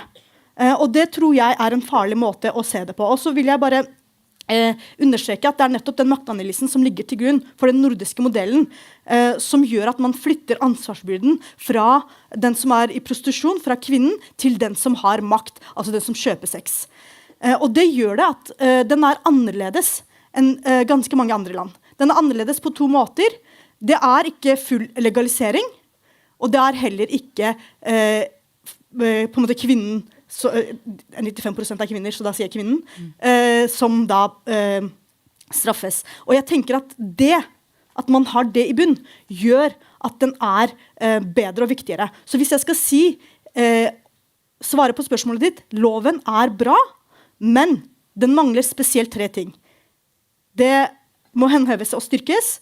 Utlendingsloven, altså det finnes kvinner, et eksempel i Bergen, kvinnen samarbeider med politiet, avslører et enormt viktig nettverk, så blir hun kastet ut av landet fordi hun oppholdt seg i Norge på ulovlig grunn. Det mener jeg å straffe kvinnen. Det må vi komme oss unna på. Og så må vi ha gode exit-programmer, og vi må ha gode tilbud, både økonomisk, men også i forhold til avrusning og bolig og så videre, for at kvinnene skal kunne komme seg ut av det. Så den bra, men det mangler noe. Patricia, kan jeg spørre deg på det siste punktet med exit-programmer, det å hjelpe mennesker i prostitusjon som ønsker seg ut av det, til å komme ut av det. Det noe du også kan stille deg bak, selv om du mener at det ikke skal være kriminelt å kjøpe sex? Selvfølgelig. Altså, hvis noen ikke ønsker å selge sex, så det jo kjempebra og viktig at det finnes måter å komme seg ut av prostitusjon og over i andre former for inntektsgivende arbeid. Det jo ingen som kan være imot det. Men jeg har lyst til å gripe fatt i det Seher snakket om, og det maktperspektiv, fordi det ligger også til grunn i Amnesty sin policy om rettigheter til sexarbeidere og statens plikter til å sikre disse rettighetene. Fordi det jo ikke tilfeldig hvem som ender med å selge sex.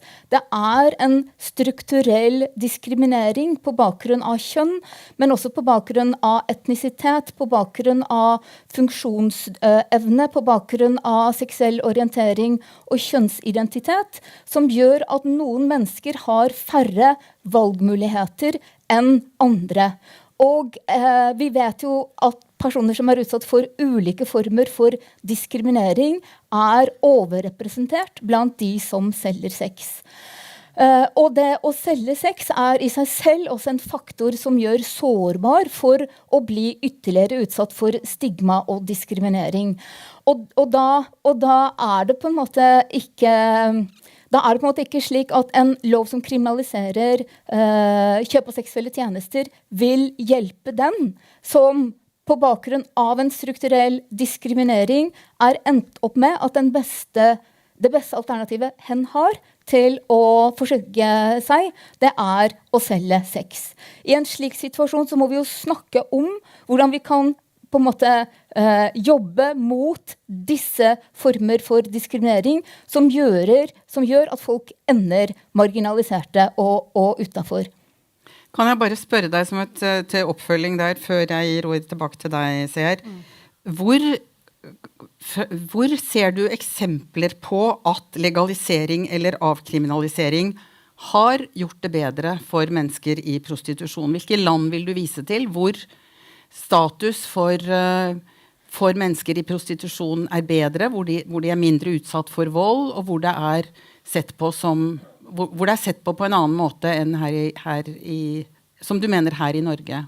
Altså, Amnesty har ikke gjort research på det. Det noen land som blir fremhevet. New Zealand et land som blir fremhevet som et land der mye rettigheter på plass, men jeg kan for lite om lovverket i New Zealand til å kunne gå helt god for det. Jeg tenker også det viktig å erkjenne at her i Norge så flesteparten av de som selger sex ikke norske statsborgere. Og dermed så betyr det at mange er kommet hit gjennom EØS med en kortvarig eller sånn lov til å oppholde seg i landet uten nødvendigvis å ha en arbeidstillatelse, og exit-programmer vil dermed veldig vanskelig kunne omfatte denne gruppen. Så jeg er veldig for exit-programmer, men med utgangspunktet i et marked for kjøp og salg av seksuelle tjenester, hvor flesteparten per definisjon ikke vil kunne ha varig opphold i Norge, så er det jo veldig begrenset hva man kan få til. Et spørsmål til, siden du sier at dere har ikke gjort egne undersøkelser. Men da denne nye policyen kom fra Amnesty i 2015, så skapte den jo, for å si det forsiktig, ganske mange reaksjoner. Og siden den gang så har vi hatt VM i fotball i Qatar, hvor Amnesty jo gjorde forbilledlig innsats med å gjøre egne undersøkelser for forholdene for migrantarbeidere til Qatar.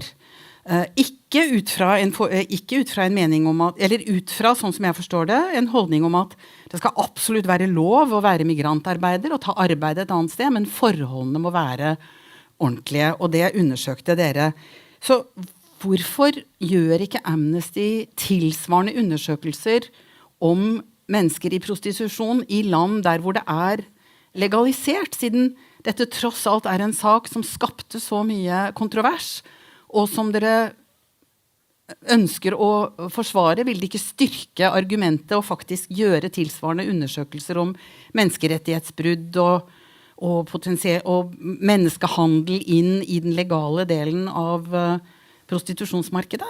Jo, absolutt. Vi har jo kommet med flere rapporter siden 2016, blant annet om situasjonen for sexarbeidere i Irland, som jo viser veldig mye av det samme som rapporten vår om Norge viser.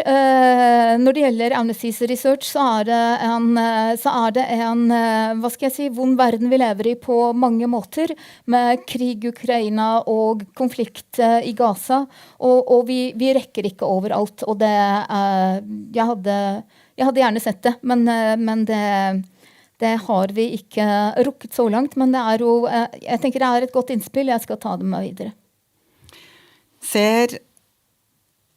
Kan du se poenget som brukes av ikke bare Amnesty, men andre som er imot kriminalisering av alle ledd i prostitusjon? Kan du se at loven kan ramme dem som selger sex i form av større utrygghet, frykt for å varsle? Jeg mener jo at det er derfor jeg nevnte utlendingsloven, og at det finnes svakheter som vi er nødt til å tette. Og jeg mener at løsningen på de svakhetene vi har i dag, er å utvikle den loven vi har til å bli bedre. Ikke til å gå tilbake i tid til å legalisere kjøp av sex. Og det er kanskje egentlig det som er hovedforskjellen på mange måter også. Hvilken retning man vil. Man kan se noen av de samme problemene. Så det er egentlig ikke loven, sexkjøpsloven, som har problemet her. Det er utlendingsloven. Og at man faktisk ikke bruker sexkjøpsloven når man burde gjøre det. Og så vil jeg jo bare si i forhold til det der med best alternativet. Internasjonalt så har det blitt gjort forskning som viser at 90% av de som er i prostitusjon vil ut av det. Prosenteret i Norge har gjort tilsvarende undersøkelser som viser at 95% av de som er i prostitusjon sier at de ville helst gjort noe annet hvis de hadde hatt muligheten. Hvis vi skal lage en politikk, vi hadde Marx i stad, og jeg pleier å si at det handler om feminisme for de 99%. Hvis vi skal ha en politikk for de 99%, så er vi nødt til å basere oss på de 95% av kvinnene som vil ut av prostitusjon. Og da må vi sette oss ned og si hvilken deler av loven trenger vi å tette for at de kvinnene skal få muligheten til å gjøre noe annet. Og jeg synes det er veldig viktig det som blir nevnt i forhold til usikkerhet, krig i verden, konflikter, og det er nettopp mye av det som ligger til grunn for at kvinner blir tvunget til prostitusjon. konflikt, krig, katastrofer. Bare se hva som skjedde når kvinner, så krigen etter krigen i Ukraina, og kvinner som kom fra Ukraina. Det samme så vi når alenemødre ba om penger før jul i fjor. Det er jeg redd for at vi ser igjen, at de får tilbud om å selge sex. Det her viser at det vi må gjøre noe med er ikke symptomene. Det er problemet. Problemene med ulikhet. Vi må kjempe mot de. Og så må vi tette det så mye som mulig, sånn at kvinner ikke blir tvunget inn. Og jeg er nødt til å nevne en ting til, og det er nettopp hvor gamle disse barna er. Og jeg sier barn, fordi, og nå må jeg bare se på, fordi jeg husker det ikke så godt, men majoriteten av kvinner som går inn i prostitusjon er fortsatt barn. De er under seksuell lavalder. Det finnes omlang 40-42 millioner ofre for prostitusjon globalt, og 75% av dem er mellom 13 til 25 år.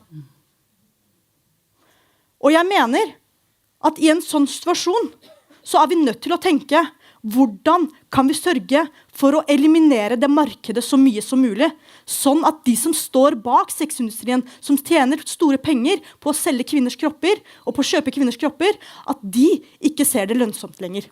Det er det som er jobben vår. Hva med den holdningsskapende virkningen av et forbud?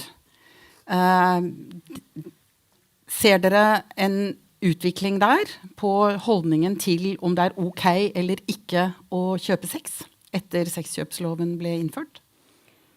Altså, det ble etter det jeg vet, så har det vært gjort en undersøkelse om holdninger til sexkjøp etter at sexkjøpsloven ble innført og det var i 2011, som viser at det ble en mer negativ holdning til kjøp, men også til salg av seksuelle tjenester etter innføringen av sexkjøpsloven. Og det er det som er problemet med loven. Ikke sant? Du kan på en måte ikke kriminalisere den ene delen av ligningen, som er kjøpet, uten at det også smitter over på den andre delen av ligningen. Og, hva mener du med det? Altså, jeg tenker at i det øyeblikket du sier at det er kriminelt å kjøpe sex, så vil folk også tenke, da må det også være gærent å selge. Og det viser eller den ene holdningsundersøkelsen som jeg er kjent med fra Norge, er skjedd. At folk i Norge har fått en mer negativ holdning til de som selger sex etter at sexkjøpsloven ble innført, og har fått en mer negativ holdning til de som kjøper sex. Så og tilsvarende undersøkelser har vært gjort i Sverige og viser det samme. Så har jeg lyst til å si til her at kriminalisering, det at seksuell utnyttelse av barn, kjøp av seksuelle tjenester fra barn, de som er under 18, er kriminalisert. Det er jo ikke amnesti mot. Det er jo ikke det vi snakker om nå. Vi snakker om voksne mennesker.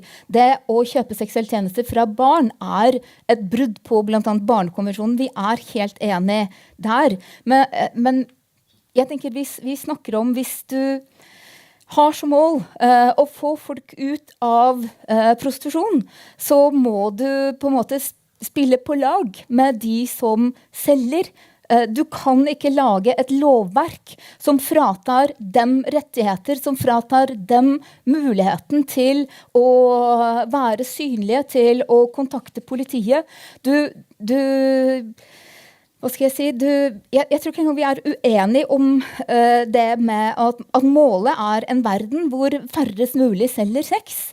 Men kriminalisering er veldig sjelden veien å gå. Og det ser vi på veldig mye kriminalisering. Vi tror at vi eliminerer prostitusjon ved å kriminalisere kjøp, men det som skjer er at det går under jorda.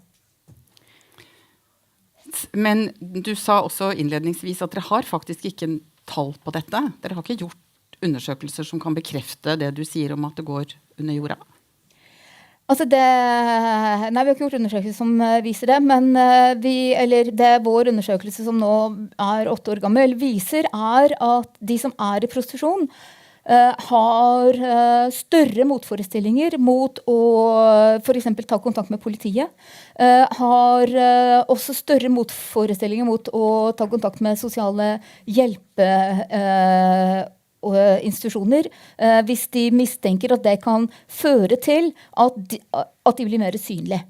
Ikke sant? Fordi når du er i en situasjon der du selger sex, så gjør du det jo for å tjene penger til livets opphold, og det er det du verner om. Og hvis du tror at det å ha kontakt med politiet vil frata deg inntekter, hvis du tror at det å ha kontakt med sosiale hjelpeinstitusjoner gjør deg mer eksponert for å komme i politiets søkelys, så lar du det være, og dermed så blir du mer isolert og alene, og nettopp fratatt muligheten til å finne veier ut av sexarbeid hvis det er det du ønsker. Ja, jeg vil bare først si at Patricia sa noe litt viktig i starten, og det er nemlig at det er lite undersøkelser generelt. Og det er selvfølgelig et problem. Og det kjenner vi veldig godt til i kvinnespektret på nesten alt mulig. Men jeg vil bare si noe i forhold til disse barna som jeg nevnte, som jeg ikke tror på noen måte at Amnesty ønsker. Men problemet er at menneskehandel og prostitusjon, de livnærer hverandre. Og det er når markedet er slik at barna tvinges inn fra når de er ganske små. Og det er på en måte realiteten av markedet. Når vi skal snakke om et sexindustri, så må vi se hvordan den er i dag. Og så vil jeg bare si i forhold til det poenget om under jorda, som er litt viktig. Men hvis vi ser på land som har legalisert alt, hvis vi ser på for eksempel Tyskland, så vet jo vi at det ikke nødvendigvis er så enkelt for kvinnene der, og det sier både sosialtjenesten og politiet selv at det er vanskelig å komme i kontakt med kvinnene i bordellene i Tyskland. Så det er ikke en direkte automatikk i at det er lett å hjelpe kvinnene fordi det er legalisert. Det har vi eksempler på, som jeg nevnte i Tyskland. Og det sier også kvinner som har vært i prostitusjon i Tyskland, som kommer til Sverige, så snakker da med Stockholmspolitiets prostitusjonsenhet om både den volden de opplevde, enormt mye vold i bordellene, der de forteller om at fordi at kunden har alltid rett, så blir det utsatt for ganske mye vold. Sånn at det er ikke sånn at fordi det er legalisert, så er det kjemperyddige forhold i bordellene i Tyskland. Tvert imot.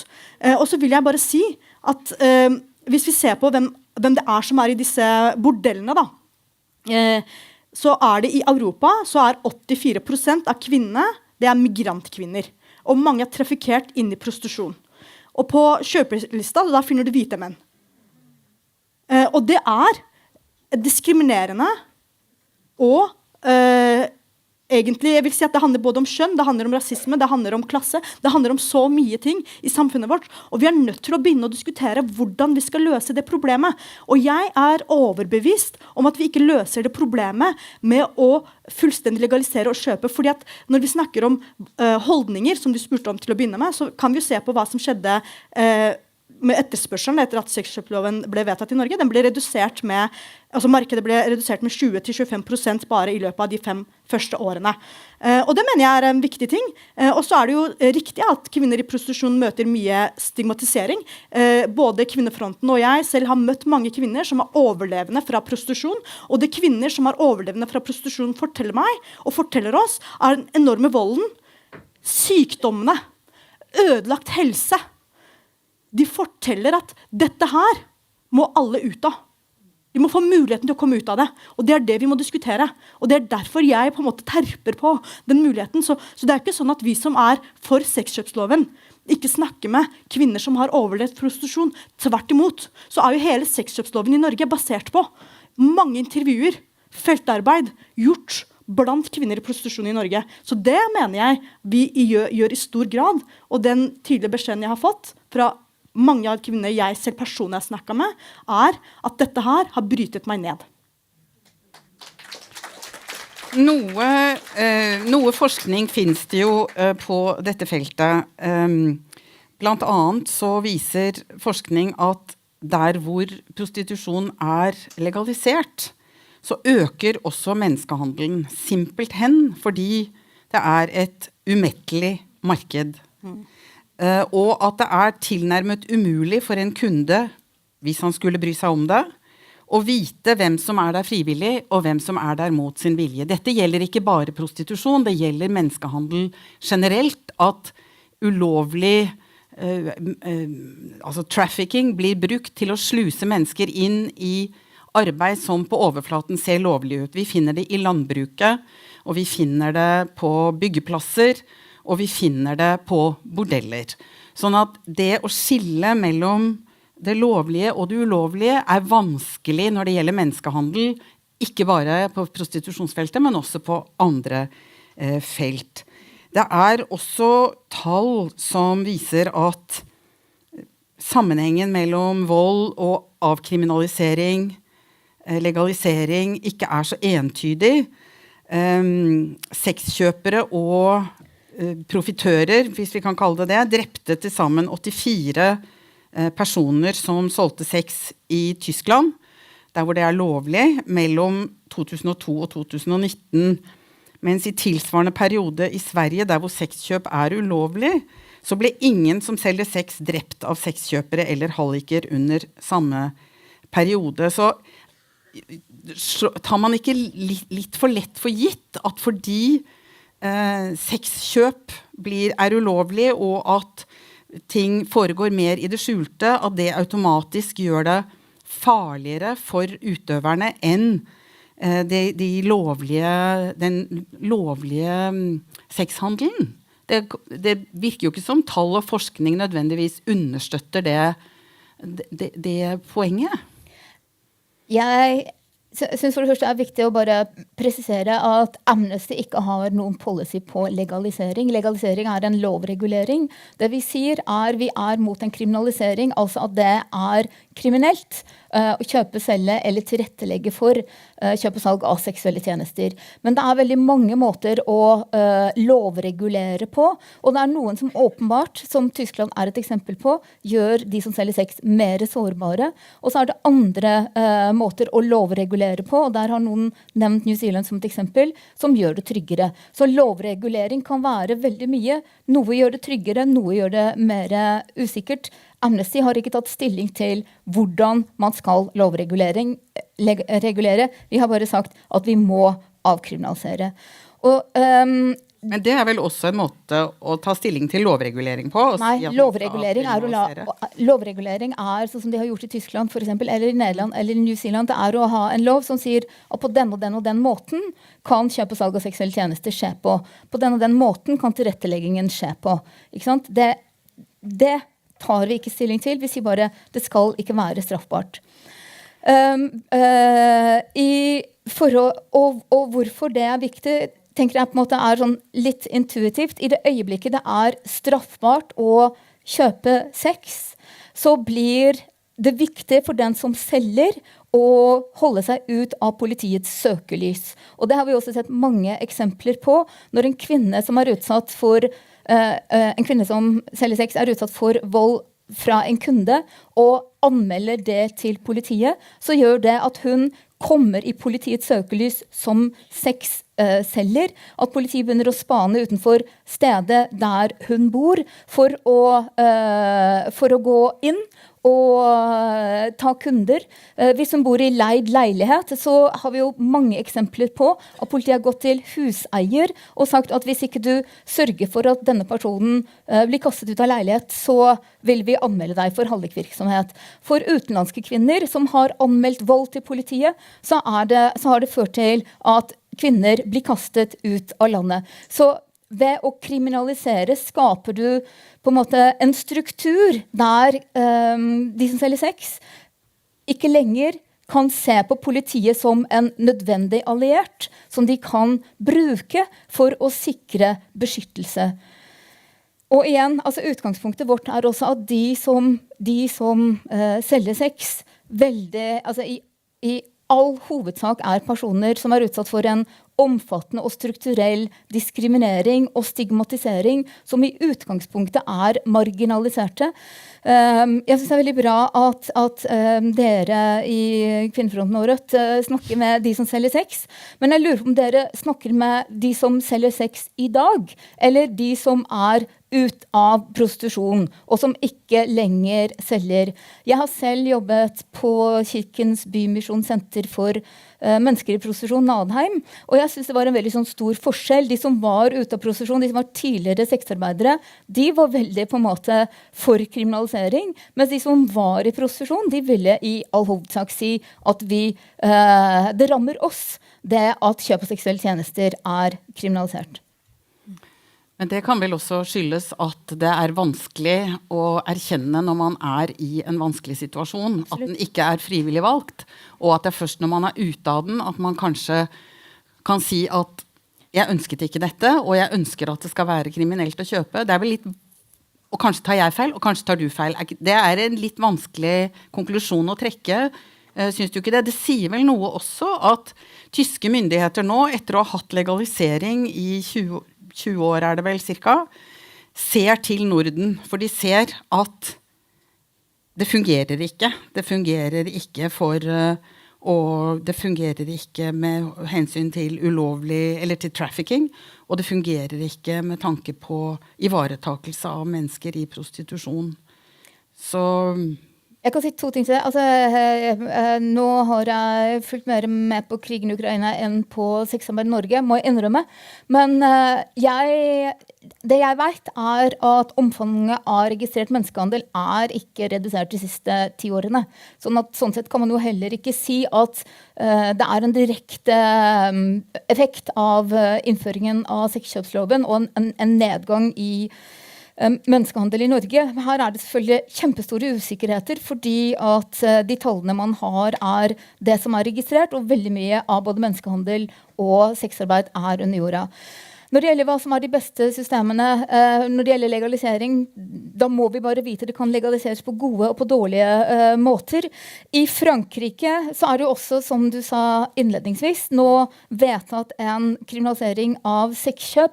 Der har 300 sexarbeidere gått til sak mot staten. Den saken nå til behandling for den europeiske menneskerettighetsdomstolen, som vurderer om kriminalisering av kjøp av seksuelle tjenester av samtykkende voksne mennesker, eller mellom samtykkende voksne mennesker, I strid med den europeiske menneskerettighetskonvensjonens artikkel 3, som beskyttelse mot tortur, og som nettopp handler om det å være mer voldsutsatt, og artikkel 8, som retten til privatliv. Og jeg tenker at dommen fra MD vil, tenker jeg, være uansett konklusjon interessant og relevant I forhold til hvordan dette vurderes. Ser? Ja, det tror jeg også blir veldig interessant. Og jeg vil bare si en veldig viktig ting som Patricia var litt inne på I forhold til behandlingen av de kvinner for eksempel, som kommer I kontakt med politiet og andre institusjoner. Så det jo en ting til som mangler, som jeg tenkte at jeg skulle nevne I forlengelsen av det, og det nemlig kompetanse. Kompetanse I politiet, kompetanse I sosialtjenestene, og så videre. Det viktig, og det behov for det. For at man skal kunne håndheve loven på en god måte. Også I forhold til samtykkende voksne mennesker. Jeg har bare lyst til å berøre det. Fordi at det viktig at vi ikke baserer våre lover kun på et privilegert mindretall. Og da betyr ikke det at jeg mener at de få kvinner som sier at de gjør det frivillig privilegerte I det store samfunnet. Det det på ingen måte. Tvert imot kanskje. Eller det ikke noe kanskje, det tvert imot.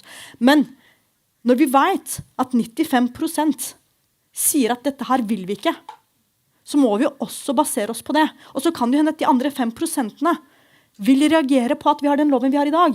For de sier at dette vil vi.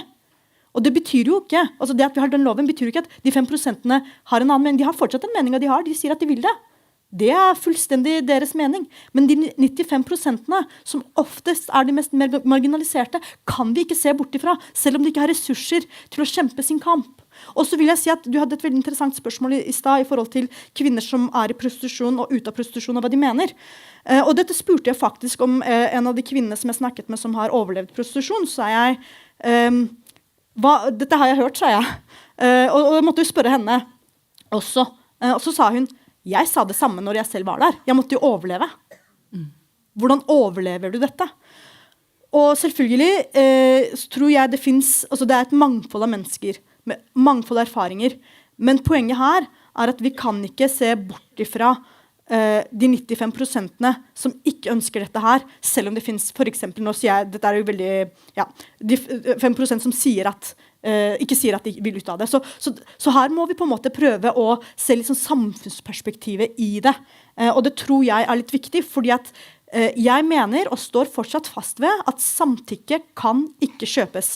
Samtykke skal være frivillig, og det skal være ønsket. Og på det tidspunktet noen har pengemakt til å kjøpe et samtykke, så er det ikke lenger frivillig, for da er det pengemakta som bestemmer om den samtykken. Og det mener jeg vi må på en måte ta med oss i et maktperspektiv, fordi at FN har kritisert Norge for det, at når vi lager lover og regler og retningslinjer, så fjerner vi for eksempel kjønnsperspektivet, vi fjerner ordet kvinne. Vi fjerner disse tingene som gjør at vi også mister et enormt maktperspektiv. Så når vi diskuterer sexkjøpsloven, og vi er enige om en del av de problemene som den har, spesielt med kvinner som kommer fra andre land, men når vi diskuterer det, så kan ikke vi la være å se på maktperspektivet. Da ble det siste ord på grunn av klokka. Jeg håper dere har fått noenlunde lik taletid. Det er et par sitater fra ting som er blitt sagt her før i dag, som jeg synes på en måte var passende å avslutte med. Det ene var det som du siterte med at de herskenes tanker er de herskende tanker. Det skal vi kanskje ha i mente også når det gjelder denne problemstillingen.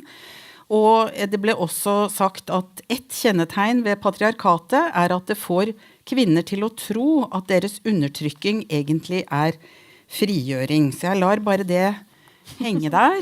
Og takker dere begge for det jeg hadde hatt lyst til å spørre om til slutt, men det er ikke tid. Det er det noe dere er enige om? Men det tror jeg faktisk det er, og det tror jeg kom frem i denne samtalen. Og jeg tror at vi skal Hvis jeg kan si en ting, altså, for det synes jeg var litt viktig. Altså, se her, hvis 95% vil ut, det er jo ikke vi på noen som helst måte imot. Det er kjempebra. Men så er spørsmålet, hvordan gjør du det på best mulig måte? Hvordan sikrer du veien ut på best mulig måte? Og det er der vi tror at kriminaliseringen ikke er veien. Nei, men der har vi begynnelsen på den neste samtalen. Hvor går vi videre de neste 15 årene? Tusen takk til dere begge to.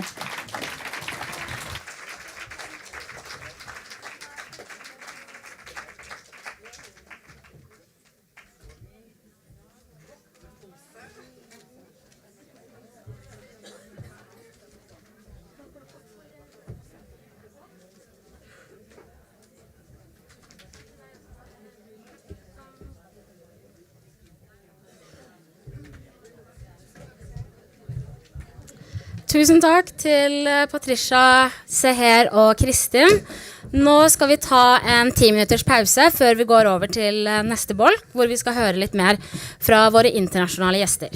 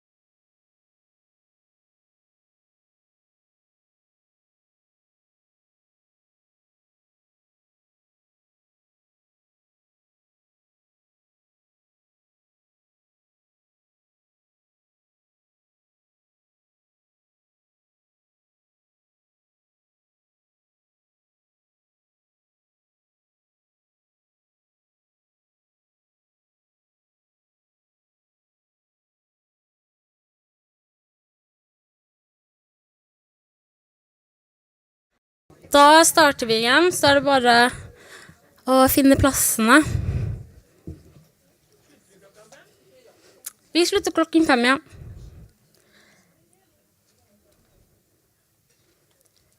Nå skal vi få høre et nytt dikt fra Sara Baba.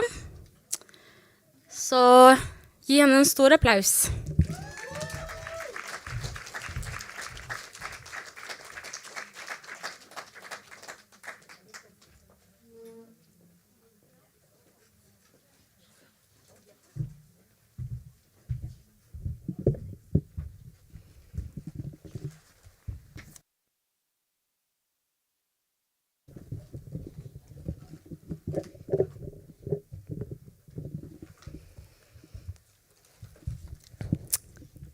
Altså, dette diktet også fra Kjersti Eriksson. By oss ikke noe smått, heter den. Jeg har tatt meg friheten til å endre på et par ting. Jeg håper hun vil tilgi meg. Skammen klistrer seg til ofrene. Den som blir slått, har forbrutt seg. Blodet som renner fra sårene er ureint. Den misbrukte kroppen skyldig. Skammen klistrer seg til ofrene. 100 år etter 10 år, 1000 år etter 100 år. Tar dette aldri slutt? Søstre, kamerater, kvinner. Nå flør sinnet vårt. Flør og flør. Og fra det innerste mørket i oss river med seg den glødende asken fra alle bålene. River med seg slagene, skrikende støvletrampene mot hjertet. De ubrukte, ulevde livene uten tall, som det ikke finnes trøst for. Sinnet flør og flør. Det er vår veldige gave til verden sammen med kjærligheten. Den aldri gjengjeldte som fikk det for trangt i en manns bryst. Nå gir vi den til hverandre og til denne jorden. Med menneskene som bor her, svarte, hvite, brune, til regnkalvene, ubeskyttet under våryre, til havet som puster så dypt, så tungt, og til navnløse, usette blomster dypt i urfolkets regnskog. By oss ikke for noe smått. Noe halvt. Be oss ikke ta til takke. Vi kommer her med gløden fra alle bålene i oss, svien fra alle slagene, og støvletrampene mot hjertet, med sulten i de ulevde livene, og den forferdeligheten i vår aldri gjengjeldte kjærlighet. Stå ikke i veien for oss. Når vi kommer for å vende jorda, med voldsomme spatak, når vi kommer for å dyrke noe, dyrke den på vårt vis, stå ikke i veien for oss, for vi eier morgendagen. Takk. Takk.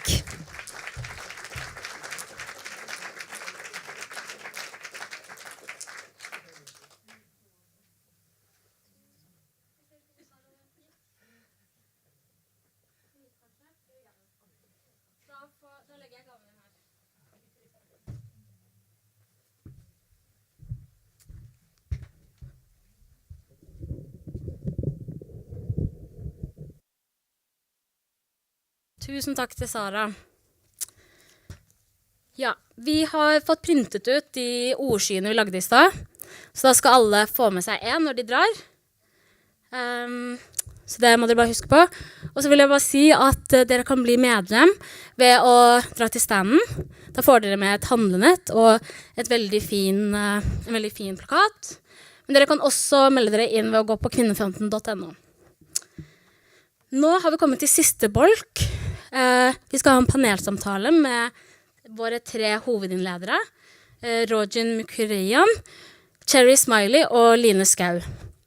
Og samtalen skal ledes av ikoniske feministen Katrine Lind Christiansen, som hun lederen i kvinnefronten, selvfølgelig, og de skal snakke om veien videre i kampen for kvinnefrigjøring. Så en stor applaus til de.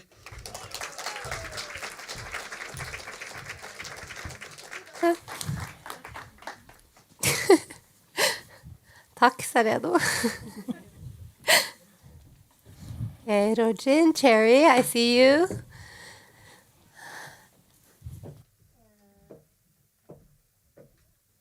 Number 2, and Rojin was number 3, and Lina was number 4. It's for Søren's benefit, so that he knows which microphone to turn on and off. So, thank you very much for joining me in our last conversation before we head to the demonstration in front of the Parliament for Palestine, that I hope most of you will join us in doing. And for those who came later, this is Cherry Smiley from Canada, First Nation activist, and we have Rojin Mukrian from the Kurdish Women's Movement, and Line Skau from the Women's Front, aka Kvinnefronten.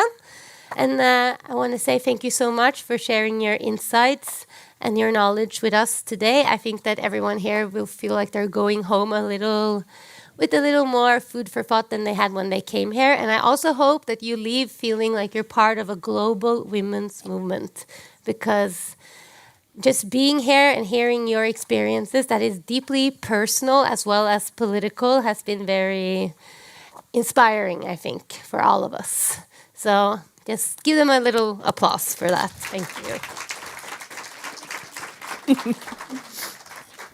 So we don't have many minutes, but I would like to just talk a little bit with you elaborate more on your speeches. And the first question that I have, and we can start with you, Cherry, which is a big open-ended question, but I think that if there were topics that you weren't able to address in your presentation, you have the opportunity now. So I want to ask, what are the most important issues for the women's movement today? I mean, we're facing fascism, war, climate change, the patriarchy. I mean, the list goes on and on. But what are the issues that we can concentrate on as a movement to actually get somewhere? Cherry, you know all the answers to this, I'm sure. Yeah. Yeah, it is a really big question. I think right now, I know in Canada, and I'm sure in other places as well, it's becoming much more difficult to get together and group together as women and to organize together as women. And so I think that these other issues that are so important, war, the environment, prostitution, like all of these things are so such important fights. But how can we fight if we're not allowed to gather together and talk amongst ourselves, and debate and disagree and yell at each other and cry with each other and strategize together? So I just know that that's the case in Canada, that it's becoming much more difficult. There's a lot of talk about inclusivity, which, I mean, social movements aren't. There's a goal, and you work towards that goal. One of the examples that I give at home sometimes is, so for example, we have a very strong movement against pipelines, like oil pipelines in the country.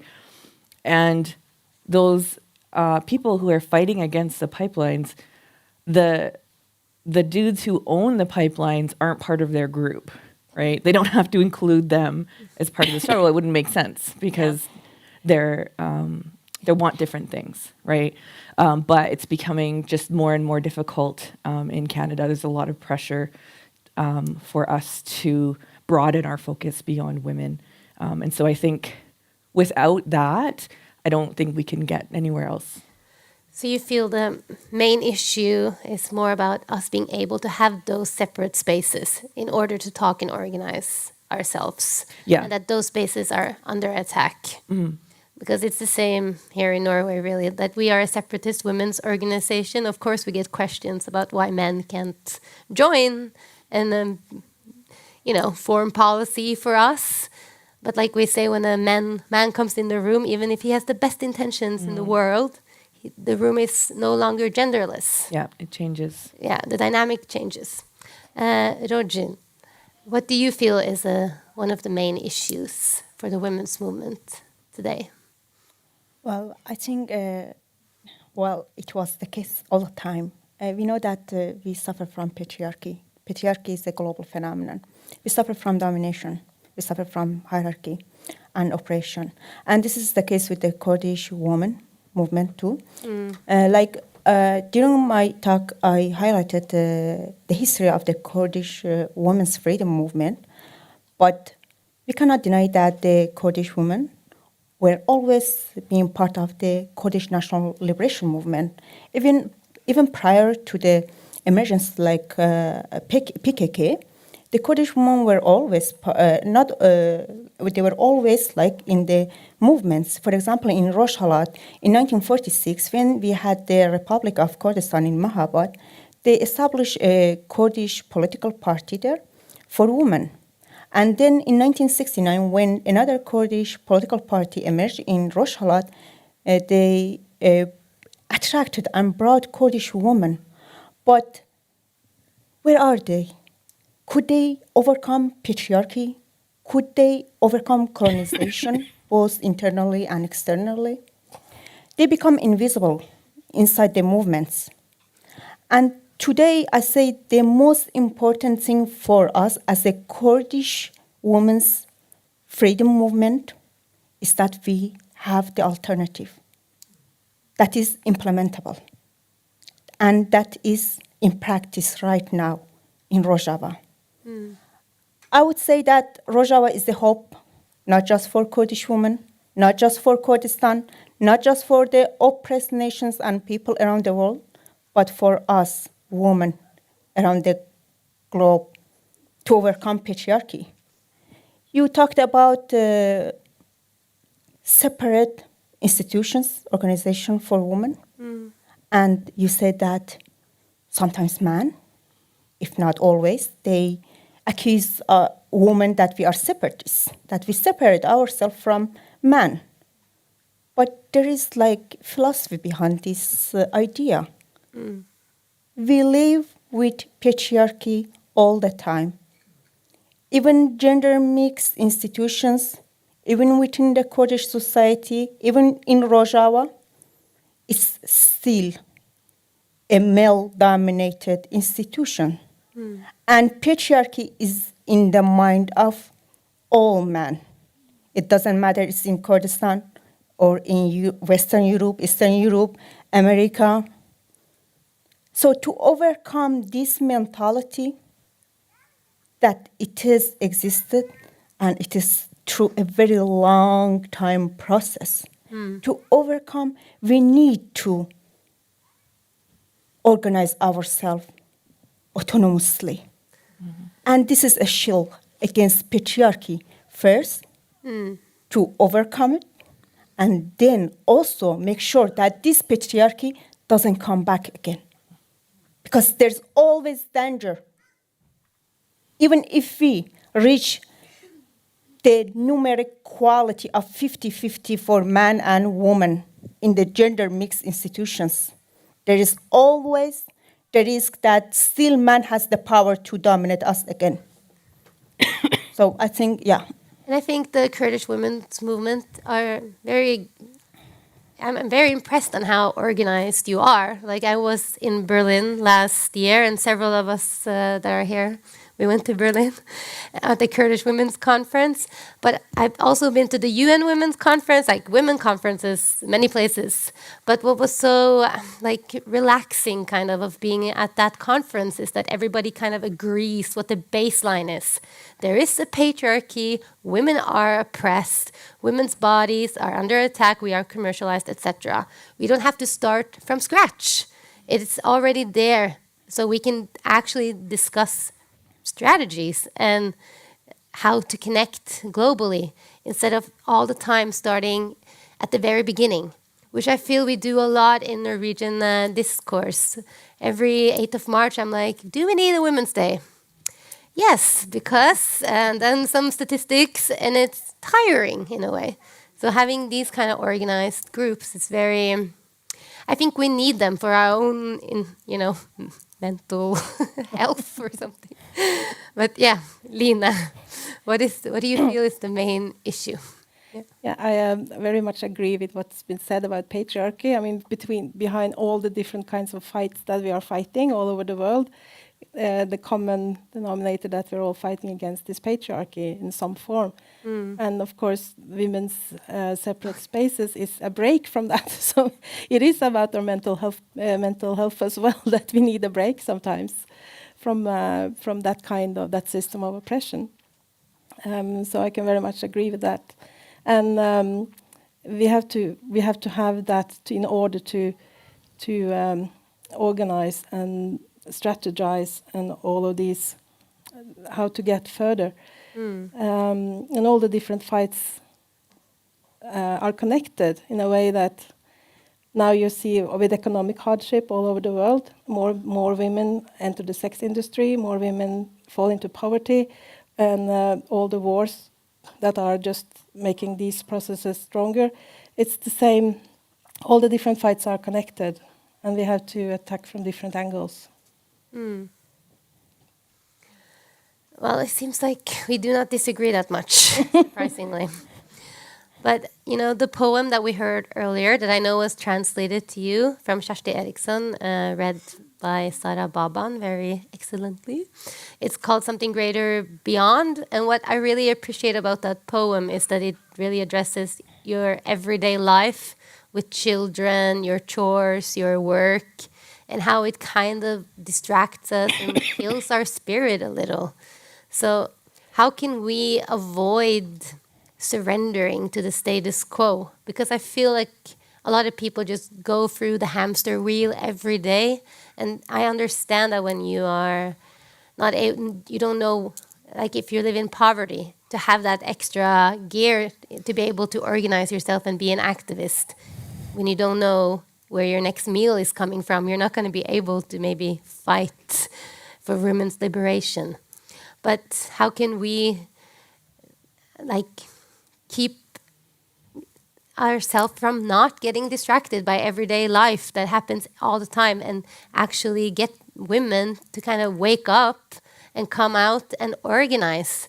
Because now we live in a more individualistic society than we did before, or in a new liberal society, as we call it here. But so how can we kind of break that cycle that we're in and actually get women out on the streets and get organized and see the meaning and all the positive things that comes with women organizing?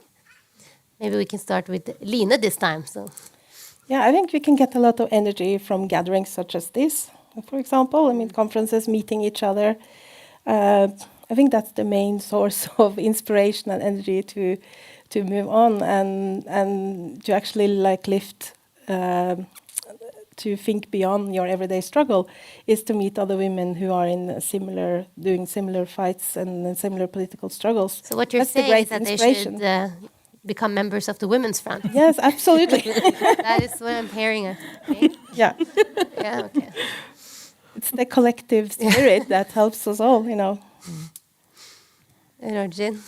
Yeah, I think for me, I would say that raising consciousness, it is very important. Education, right? It makes us to be conscious about the world that we live now. Because I feel that especially living in the Western capitalist society makes us to feel that we live in the delusion of freedom. But it's not real freedom. It's just a delusion. And that to get out of this delusion, we need education. And raising consciousness.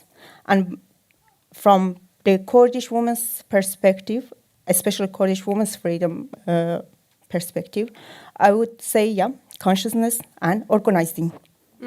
And to not accept defeat and your domination.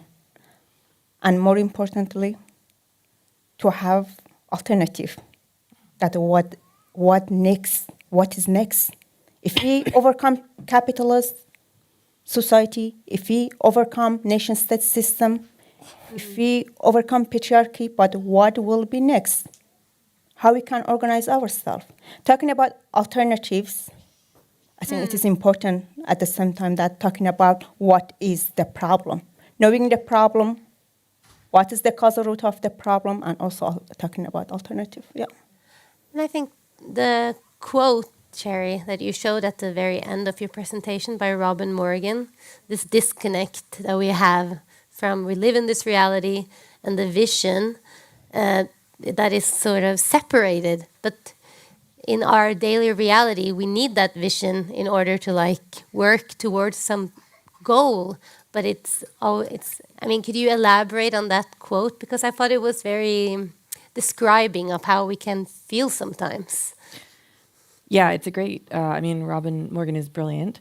And so she's really talking about the interconnectedness or relationships.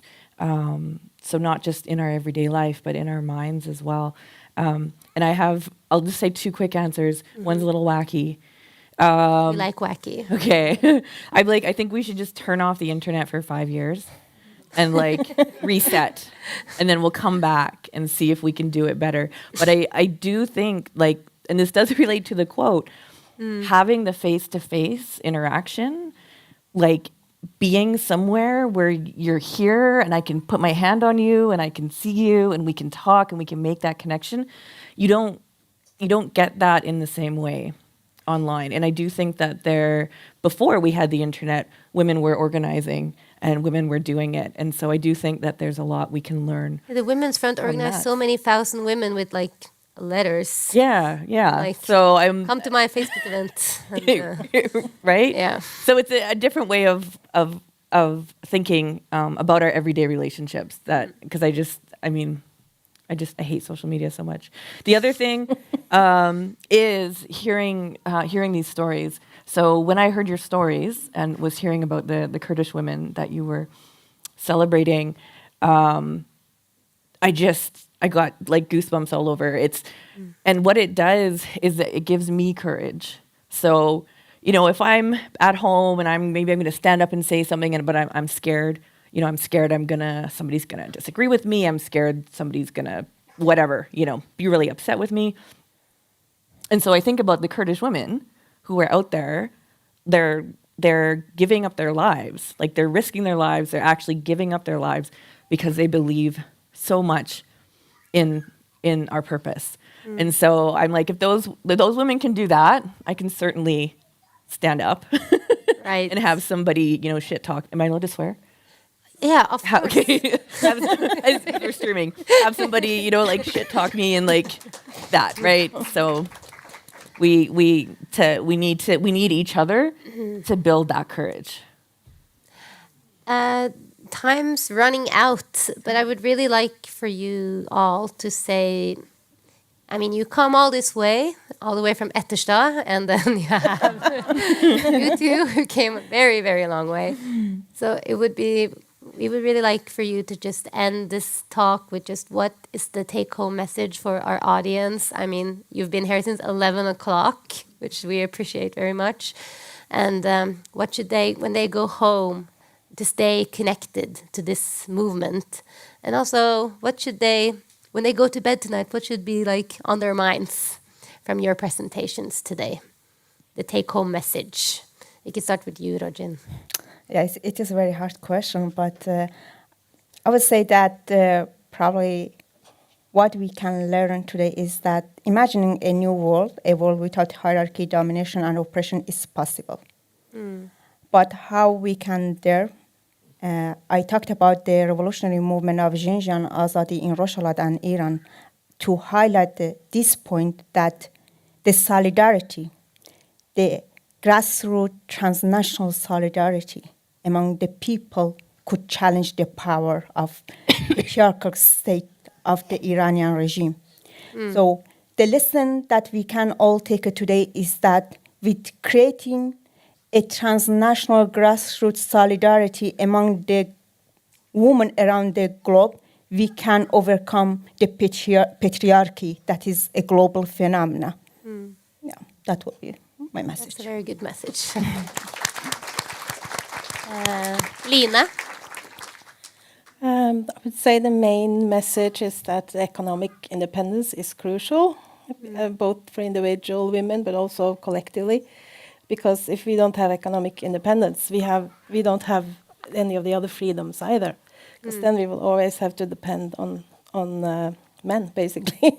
So I would say that's the main message, and also collectively to try and organize society in such a way that women can be economically independent, that it's possible to have good jobs for women and possible to combine that with having children.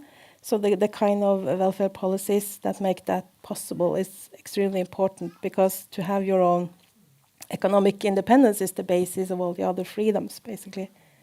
So I think that's probably the main, or we should just, expropriate all the capital. Yeah. I think the last point I will. Yeah. I like that. Cherry? I think the message that I would like to send women away with is sisterhood. I think that feminism will save the world. I think this is the only movement, this is the only, theory, this is the only practice that's going to save the world. Every other movement forgets about women, or they deprioritize women. They exclude us, they push us aside. And so I really think that when we're looking at all kinds of events that are happening in the world today, for example, we need to look at that from a woman-centered perspective, and we need to get behind women. And so for me, for example, with the conflict right now in, wherever it is, Ukraine and Gaza, wherever, I'm thinking about the women, and I'm thinking about the children, and I'm thinking about all the women and all the children, and realizing that they get, the worst of it. The worst of it. Men's wars, these are men's wars. Yes, we have to deal with them, but these are men's wars, and women and children are the, are the casualties, the real casualties. So, so I would say to always center women, and that recognizing that sometimes it's hard to do, but it's necessary.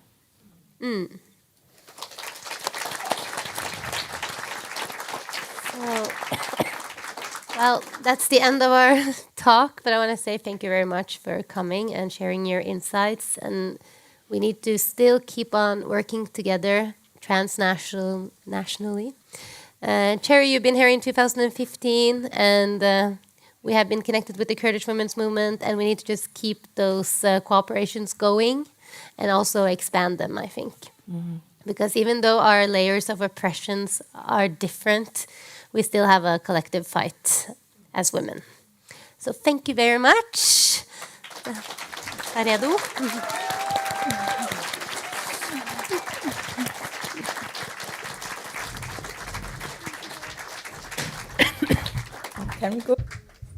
Tusen takk til panelet, og takk til alle sammen som har kommet. Takk til alle deltagerne og talere og publikum.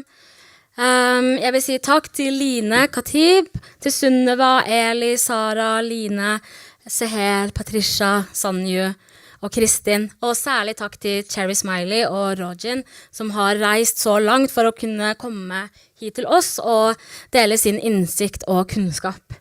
Og jeg og Kvinnefronten håper at vi fikk til vårt mål om at hver person, når dere drar herfra i dag, så skal dere føle at dere er en del av noe større, at dere er en del av en global bevegelse som binder oss sammen, og som ser at selv om våre kamper kan være ulike, så deler vi et skjebnefellesskap som kvinner.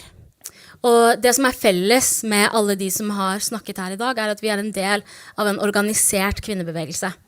Og det er kun gjennom kvinneorganisasjoner eller kvinneorganisering, at vi kan få til reell endring. Så jeg vil gjerne oppfordre alle til å melde seg inn i Kvinnefronten eller i en annen kvinneorganisasjon.